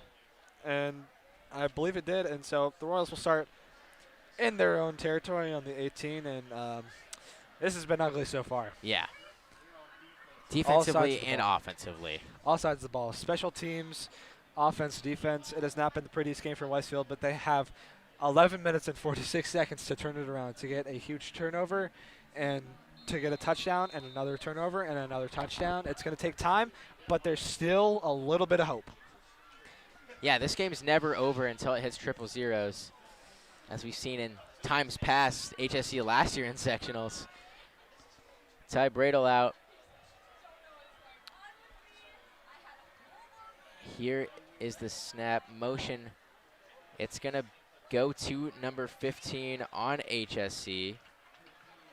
Gain of about 2. That'll be Mason Alexander, the sophomore, on that carry. This Westfield defense has done a pretty good job so far stopping the HSC offense. Held them to 20 points. Unlike the start of the fourth quarter last week, whenever they had about 21, they had 21. So 1 point difference, but still held them to a pretty good margin. Loss of 1 on that play. 2nd and 11 here. Wilkie in motion now. Handoff to Brantman. He's going to cut left, make one miss. And this will be a gain of about 4 to set up a 3rd down and a 3-and-out opportunity for the Westfield defense that you need to capitalize on here. They need everything to go right. Perfection from here on out. I said it to start the second half, and I'm going to say it to start the fourth quarter. Perfection from here on out. No mistakes. They made a mistake in their first offensive drive of the third quarter, and that resulted in an HSC touchdown. So this will be a huge 3rd down for HSC and Westfield. And if the thing about this is, not only is the first down on the line, the momentum is on the line. If HSC picks this up, it'll kill the momentum of Westfield completely. McCoy in motion, fake handoff, Brantman. Incomplete pass. Jake Good with the pass breakup. Intended receiver was Silas Newton. And this will bring up a 3. This will bring up a 3-and-out, as Westfield's going to get this ball back only 2 minutes later. That is the Jake Good that I know. In the scrimmages and so far this season, he's been pretty dang good, to say the least. Good is good. That's all you can say about him. As Liskey, oh, muffed catch there by the punter, as this is just going to fall right into Liskey's hands. He's going to return this, and he's still going to go. He's going to get this to around the 35 of HSC. A good return and great field positioning for the Rocks. A short drive ahead here. The Rocks got to capitalize on this offensive drive, and they got to score. 20-7. Liskey's hurt. Andrew Liskey, a huge loss there. The cornerback, he's limping off. This could be bad. You're watching Westfield Sports Network.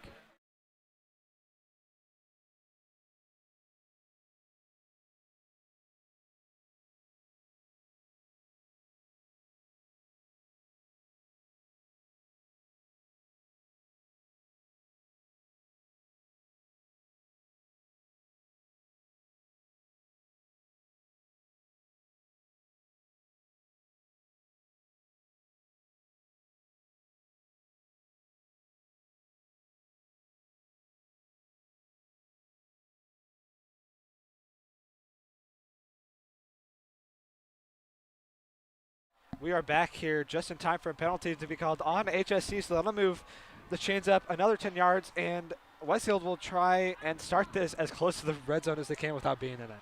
Oh, they're going to redo the punt, I guess. Andrew Liskey's still limping from the last play. He's going to try and return it.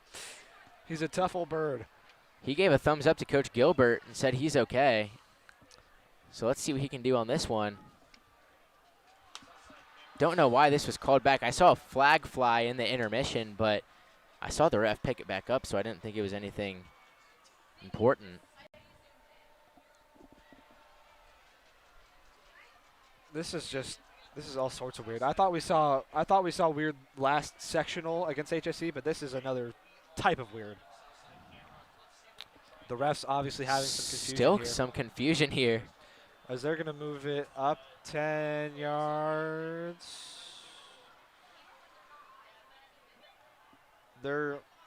What is going on? I'm at a loss for words. I'm trying to commentate this. This is just not going well. They're going to move the. Is the What punt is going up to the happening? 50-yard line?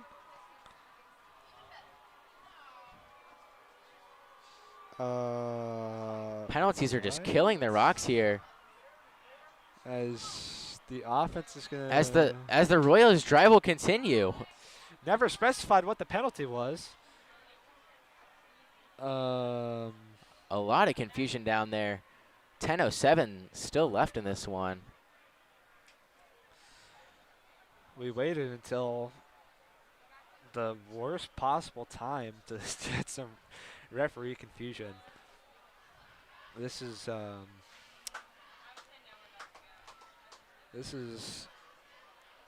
first time I think I've ever seen refs take this long to decide something. I've watched Westfield football for 4 years, and Both defenses are out on the field right now. The HSE defense is out and the Westfield defense is out. What is going on? there's going to be no ball. There's just going to be a massive wrestling match in the middle of the field. Just Dogfight, see what happens. Whoever comes out on top will get the ball, I guess. really, what is going on They here? moved up about 20 yards. Coach Gilbert is in the middle of the field. On the I would bottom be of your ticked screen too. there. If I don't know what's going on, I would be a little ticked too. Refs are still discussing. I didn't see anything. Nothing looked out of the ordinary to me. There was a hit on Liskey's legs. Are they? Defense They're- trots off, which is a good sign for the and Rocks. The offense is going to come on. And I guess the Rocks will So- start from the HSE they're going to start on their own 37. Folks, if we sound confused, it's because we are. They're just going to flip the field position like What? nothing happened. And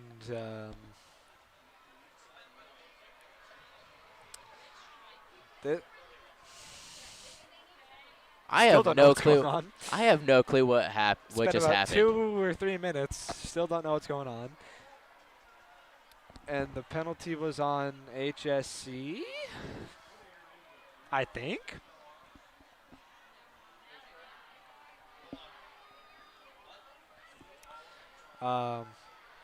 Coach Jake Gilbert is talking with one of the head officials, along with Mason Liskovitz. And it looks like we're finally going to watch some football here.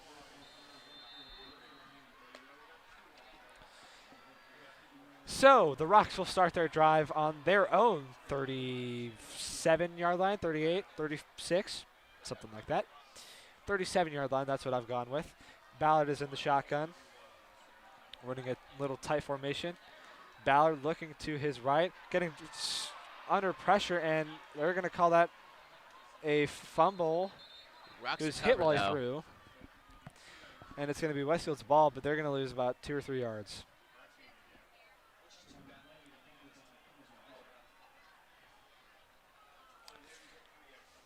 Westfield has struggled on offense so far, and they gotta find their groove, and they gotta stick with it. This is, I believe, probably the worst offense that I've seen Westfield play so far this year. 2nd and 13, Ballard looking to throw. He wants Aaron Bolus over the middle. He's just going to take it himself, because why not? He's going to get a solid 7 or 8 yards, and that'll set him up for 3rd and short. And if you're Westfield, although you're in your own side of your field, I think you might have to go for it if you don't get it here. I mean, you're in that territory. There's still 9:50 left in the game, but I don't know. I feel like you have to go for it here if you're Gotta throw Westfield. some Philly magic. You gotta do something that HSC is not expecting, because it looks like HSC is expecting every little thing that Westfield's throwing at them. 3rd and 4 here for Cole Ballard and the Rocks. It'll be 3rd down and 4. Ballard in the shotgun. Garnett to his left. 2 wide receivers also to his left. Looking to pass over the middle to Micah Webster. He's wide open. He's got some room. He's going to look for a block from Patrick Schramm, and he gets it. And he'll get a solid 15 to 20 yards and the 1st down.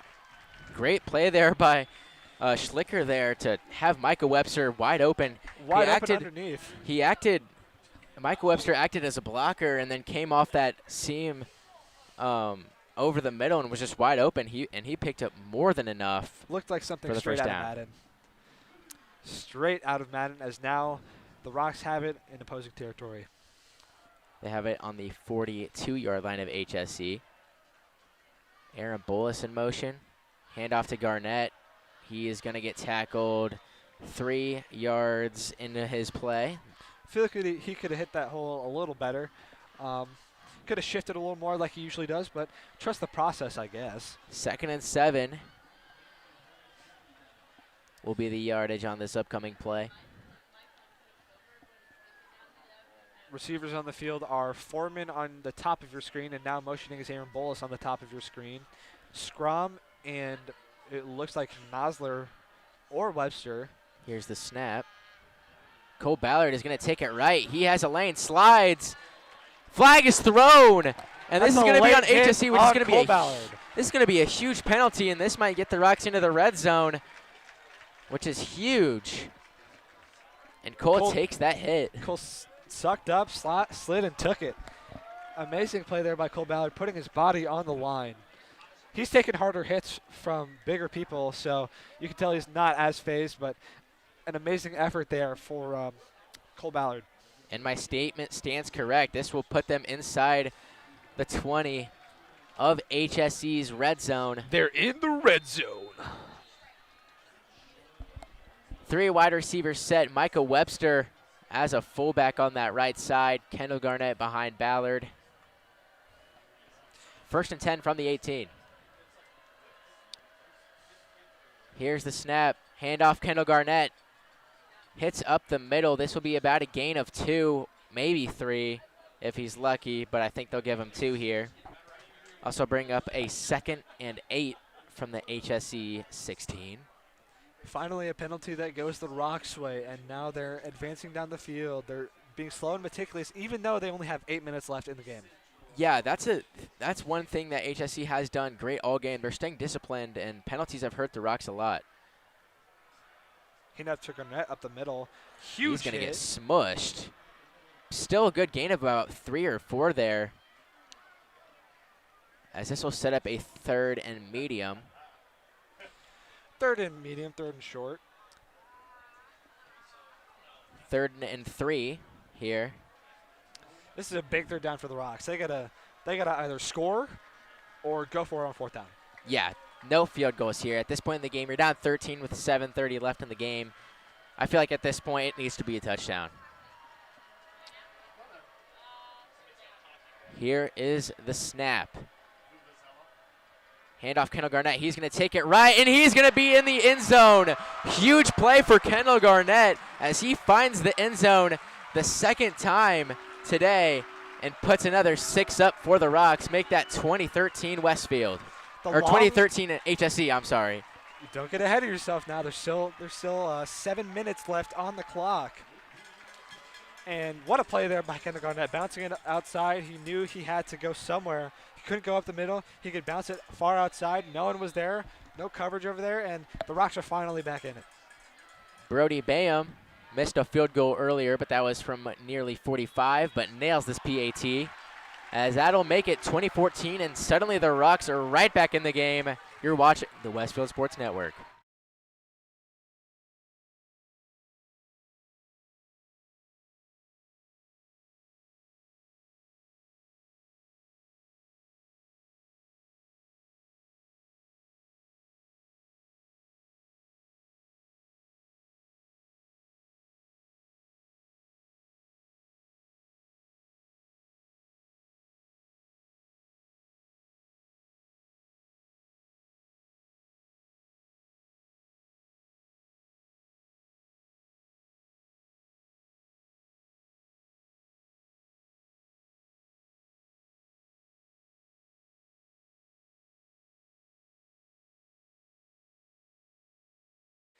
Welcome back to the Westfield Stadium, Riverview Health Stadium to be exact. 7:06 left in the game.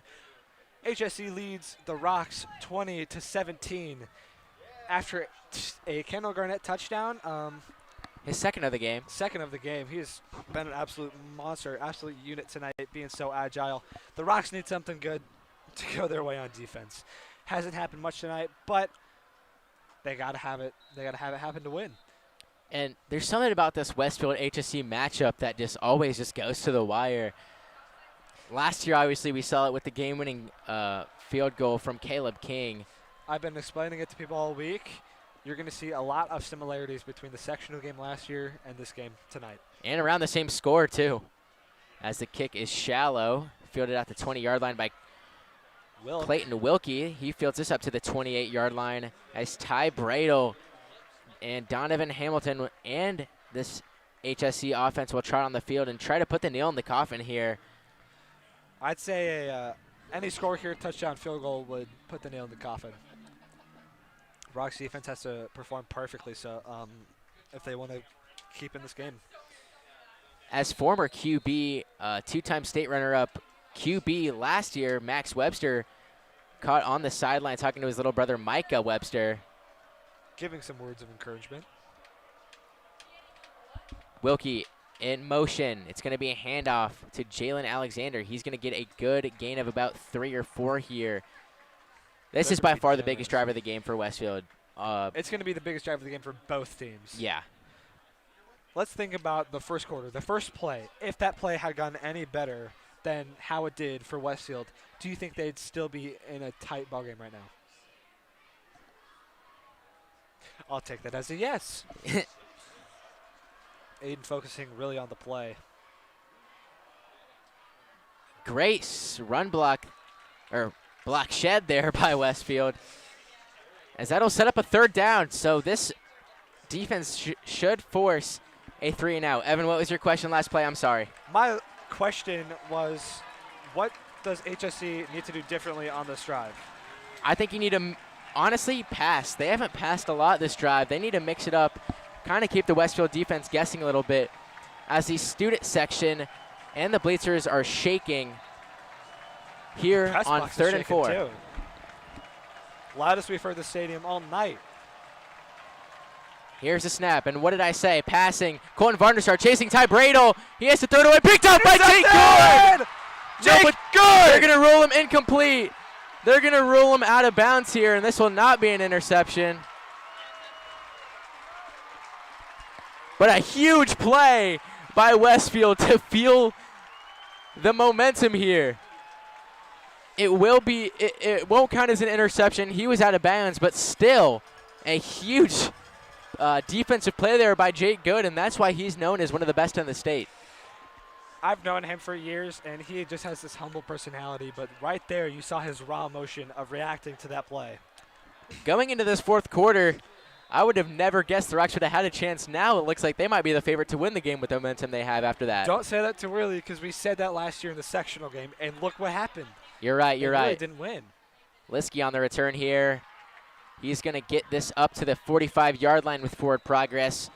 Give Cole Ballard in this Westfield offense a little bit of a short field. Kendall Garnett is pumped up as Westfield looks to, never thought we would say this, but take the lead in the 4th quarter here. You're watching the Westfield Sports Network.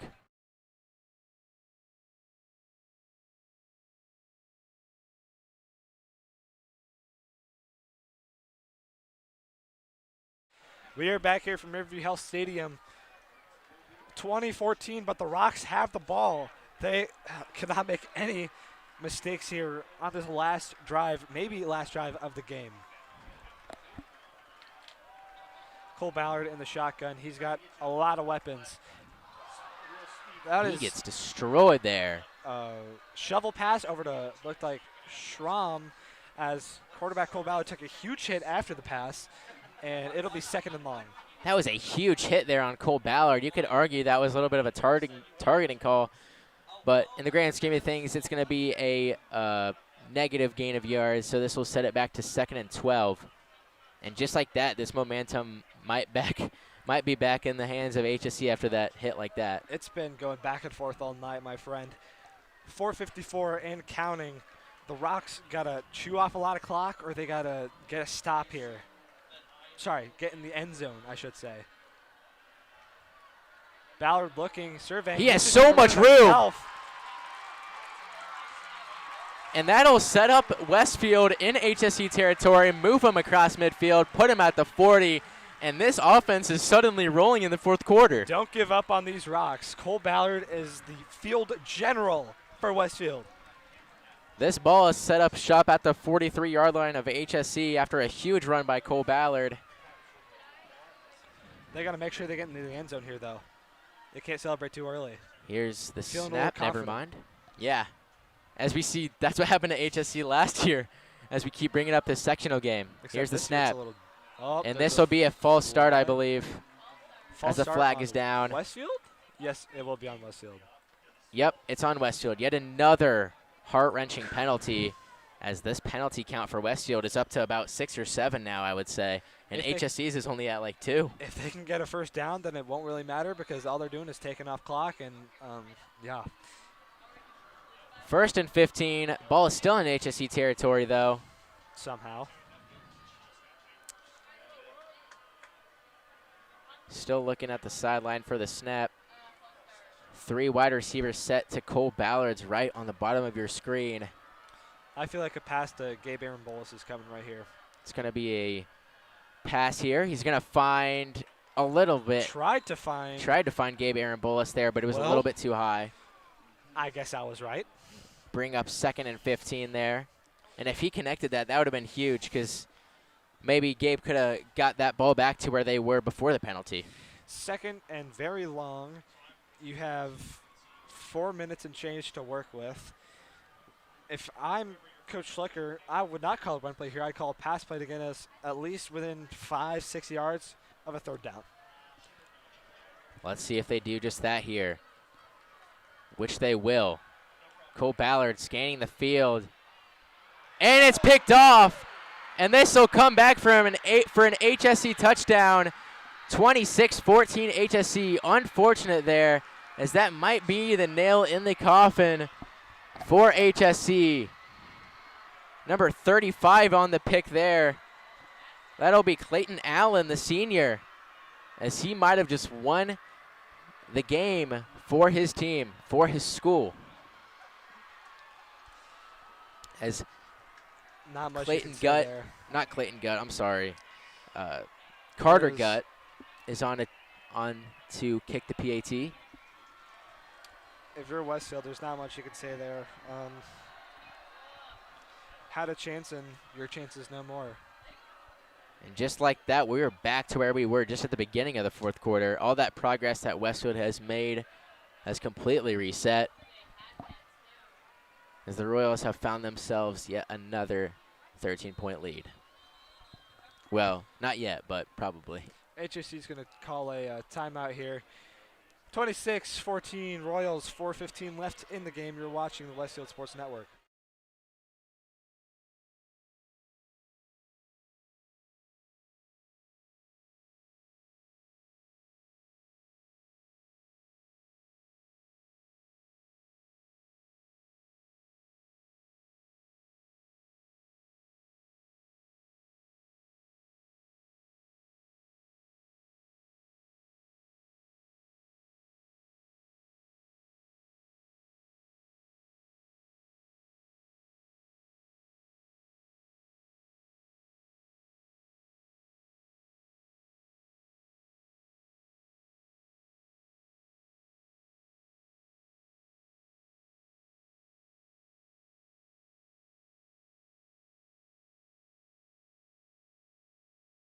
We are back here from Riverview Health Stadium. 26-14 HSE leads. 4:15 left in the fourth quarter, and they're going to go for what it looks like to be 2 here to put this way out of reach. I feel like this is just like twisting the knife a little bit, maybe pouring salt in the wound, but whatever HSE wants to do at this point. As Bradle will be in the shotgun with what it looks like Alexander behind him. 3 wide receivers on the top of your screen, 1 in motion. Looks like Wilkie, and he'll be back. Pass coming, wide open. Just Great play design there as a flag flies, though.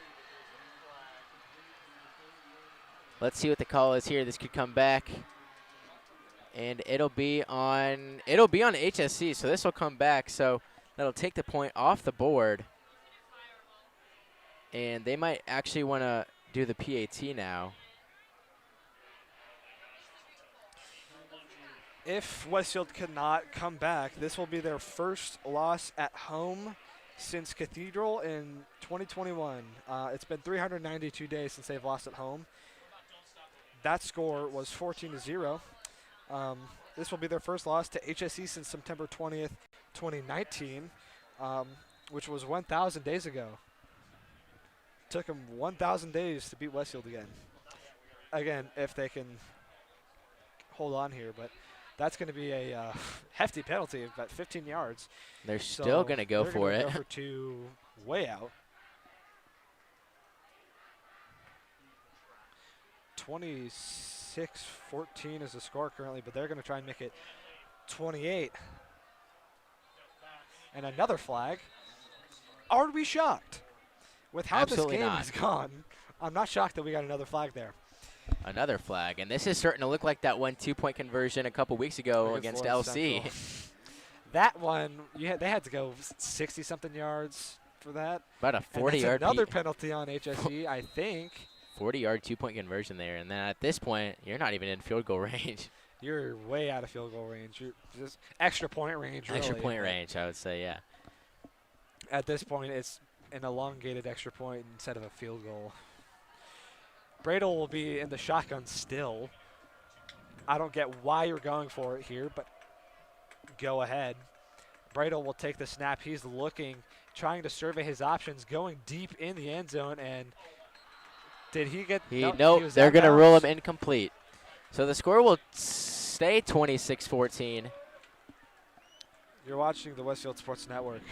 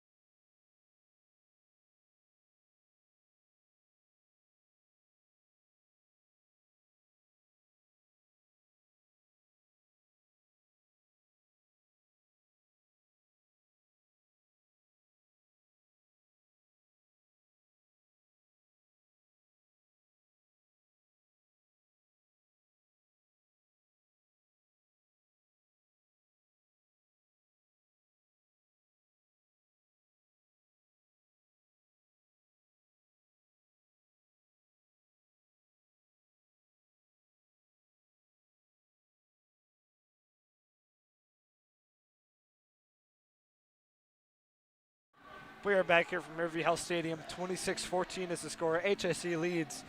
It has been an ugly night for Westfield offense and defense. Yeah, not a great performance today from Westfield on both sides of the ball.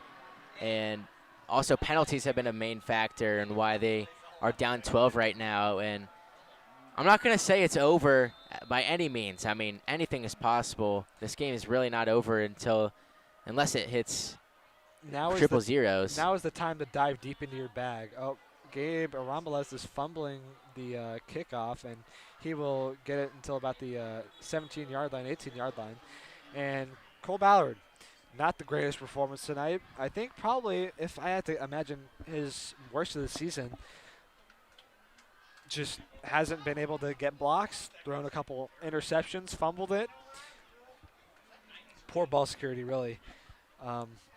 But that second interception, I wouldn't even say it was really his fault. The lineman kind of got his hand on his elbow, and it kind of fluffed the throw a little bit straight into the arms. It was and wasn't his fault. Yeah. Speaking of Cole Ballard, he is in the shotgun. 3 wide receivers on the top of your screen, 2 on the bottom. He's looking to pass. He has had Gabe Arambolis. Tried to make a one-handed catch on it, but number 23, Donovan Rhodes, was there. And Cole Ballard had the right read there. Gabe Arambolis just wasn't ready for the pass. Looked at it. That'll bring up 2nd and 10. And if you're watching this game right now, I would expect that Westfield's going to pass the rest of this game. I don't know if Kendall Garnett's going to get any more. For the rest of this game. Yeah. Pass play by Cole Ballard. Where is he looking? He's looking over the middle, and it's caught. Big gain there. Good catch there by number 83, Max Nosler. And Westfield's got some juice. As I said, this game is not over until it has triple zeros. And Now they're going hurry up. Hurry up. It might kill HSE. You never know. just a Ballard- reminder, Rocks still have all 3 timeouts as well. Ballard's in the shotgun. He's looking. He's looking for someone, anyone. Over the middle, he finds Michael Webster for about 1 yard gain, and it'll be 2nd and 9. Little Patrick Mahomes sidearm action there around the O-line. He's got to do what he's got to do. At this point, he's trying anything.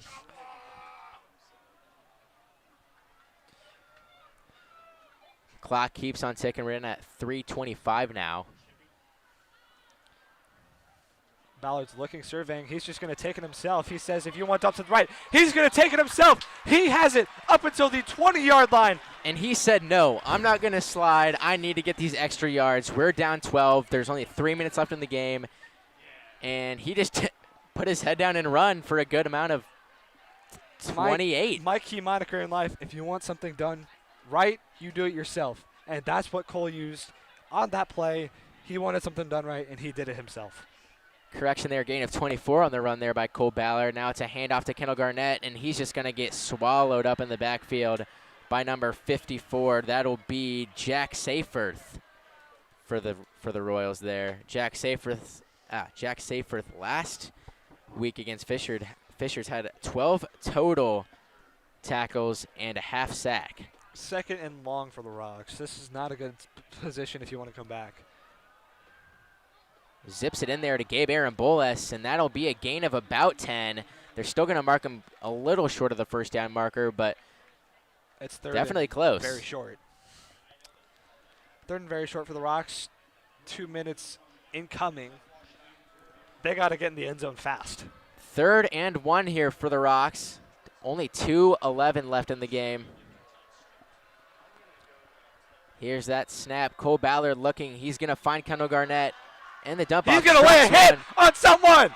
And Kendall. And he is going to tumble inside the 5-yard line with exactly 2:00 to go. Great play there by Kendall Garnett to extend it, bodying 2 people away. And this is 1st and goal for the Rocks. 1st and goal from the 5. Now, do you onside kick it if you're Westfield, or do you just? Yes. All right, 100%. there's a definite answer. I was going to say the exact same thing. If they don't get it, they still have 3 timeouts to stop. That is true. And then they'll have to go down the field with 0 timeouts. Garnett's Kendall's still going. He's going He's to gonna trot get down to himself 1. down inside the 2-yard line. He is feisty for that hat trick tonight, already with 2 touchdowns. He's fighting for the 3rd. Yeah. Although I think this one might be a Cole Ballard run play just straight into the end zone. 140 and counting. Garnett's just going to take it. He's going to dive, and he will. And he is short. The refs are This will bring up a certainly 3rd not in favor of the Rocks. 3rd and goal and inches and centimeters. I actually thought that was in. millimeters. They're going to try to run it in with Kendall again, and he is in. Kendall Garnett gets his hat trick. He has been an outstanding night as there's still 1:21 left on the clock. At this point, it's definitely an onside kick if you're Westfield. As Brody Bayham trots on to add yet another point to this Westfield score total. They got to get lucky. They got to get lucky fast. Minute 20 left. An onside kick would put you in HSE territory, so wouldn't be too concerned about that. Kick is good there. 26-21 Hit the dang scoreboard. HSE. And this is far from over. Don't go anywhere. You're watching the Westfield Sports Network.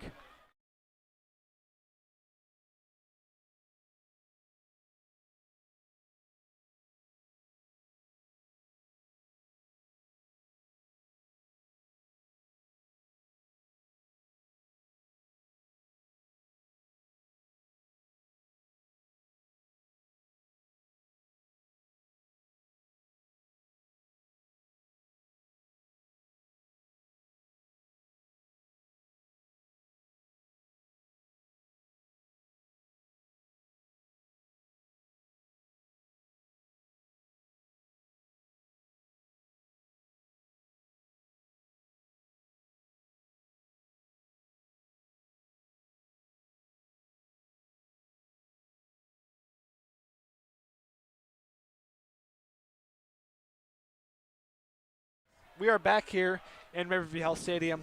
Royals lead 26-21. Onside kick coming here for the Rocks. So we think so far. So we think. And, I could be wrong. And even if they do recover it, so it is an onside kick, it looks like. If HSC does recover it, it's still not over yet. The Rocks still have all 3 timeouts. They could stop them and get the ball back with about a minute, but 1 first down, and this one is over. Here we go. Onside kick from Bame. It's up, and it's not even 10 yards. Unfortunate there for the Rocks, but that hasn't sealed it yet. 1:19 left. The Rocks still have all 3 timeouts. They got to make a big stop here. They got to force a fumble. They got to get an interception. They got to do something. Now we see Kendall Garnett. Never mind. That's Santoni. I was going to say we see Kendall Garnett on defense. The only running back that I know that would play 2 ways is Micah Hauser, but he's not here anymore, so Yeah. I don't think they'd make Kendall play 2 ways. We already have our fair share of 2-way players. You know, Micah Webster sometimes, but more on the side of Gabe Arambolas. And shout out Micah Hauser, who actually saw the field in college last week against Purdue for Indiana State. He was put in at safety. 1:19 left, and they got to get a stop here. Bradle hands off to Alexander. Alexander gets 2 yards, and Westfield's going to call a timeout. As we would think, as we would hope. It is a timeout, 26-21 Royals. This game is not over. 1:13 left. You're watching the Westfield Sports Network.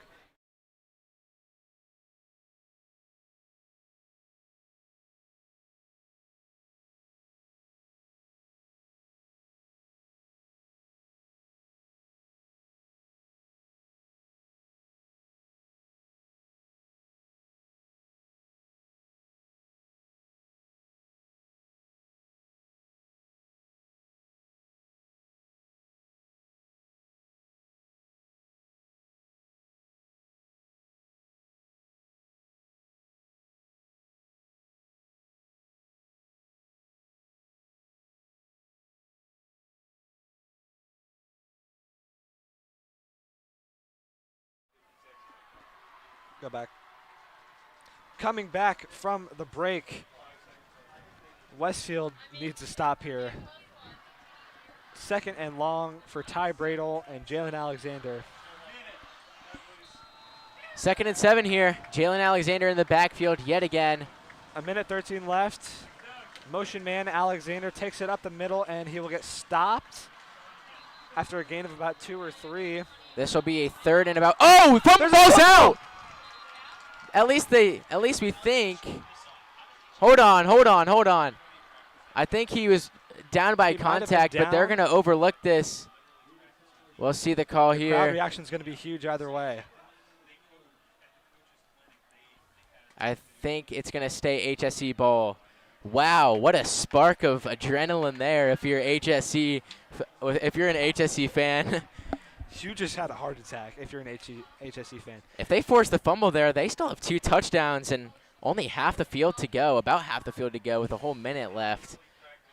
HSC catches a break there. 3rd down and 6, 1:07 left on the clock. Royals lead 26-21. You're watching the Westfield Sports Network.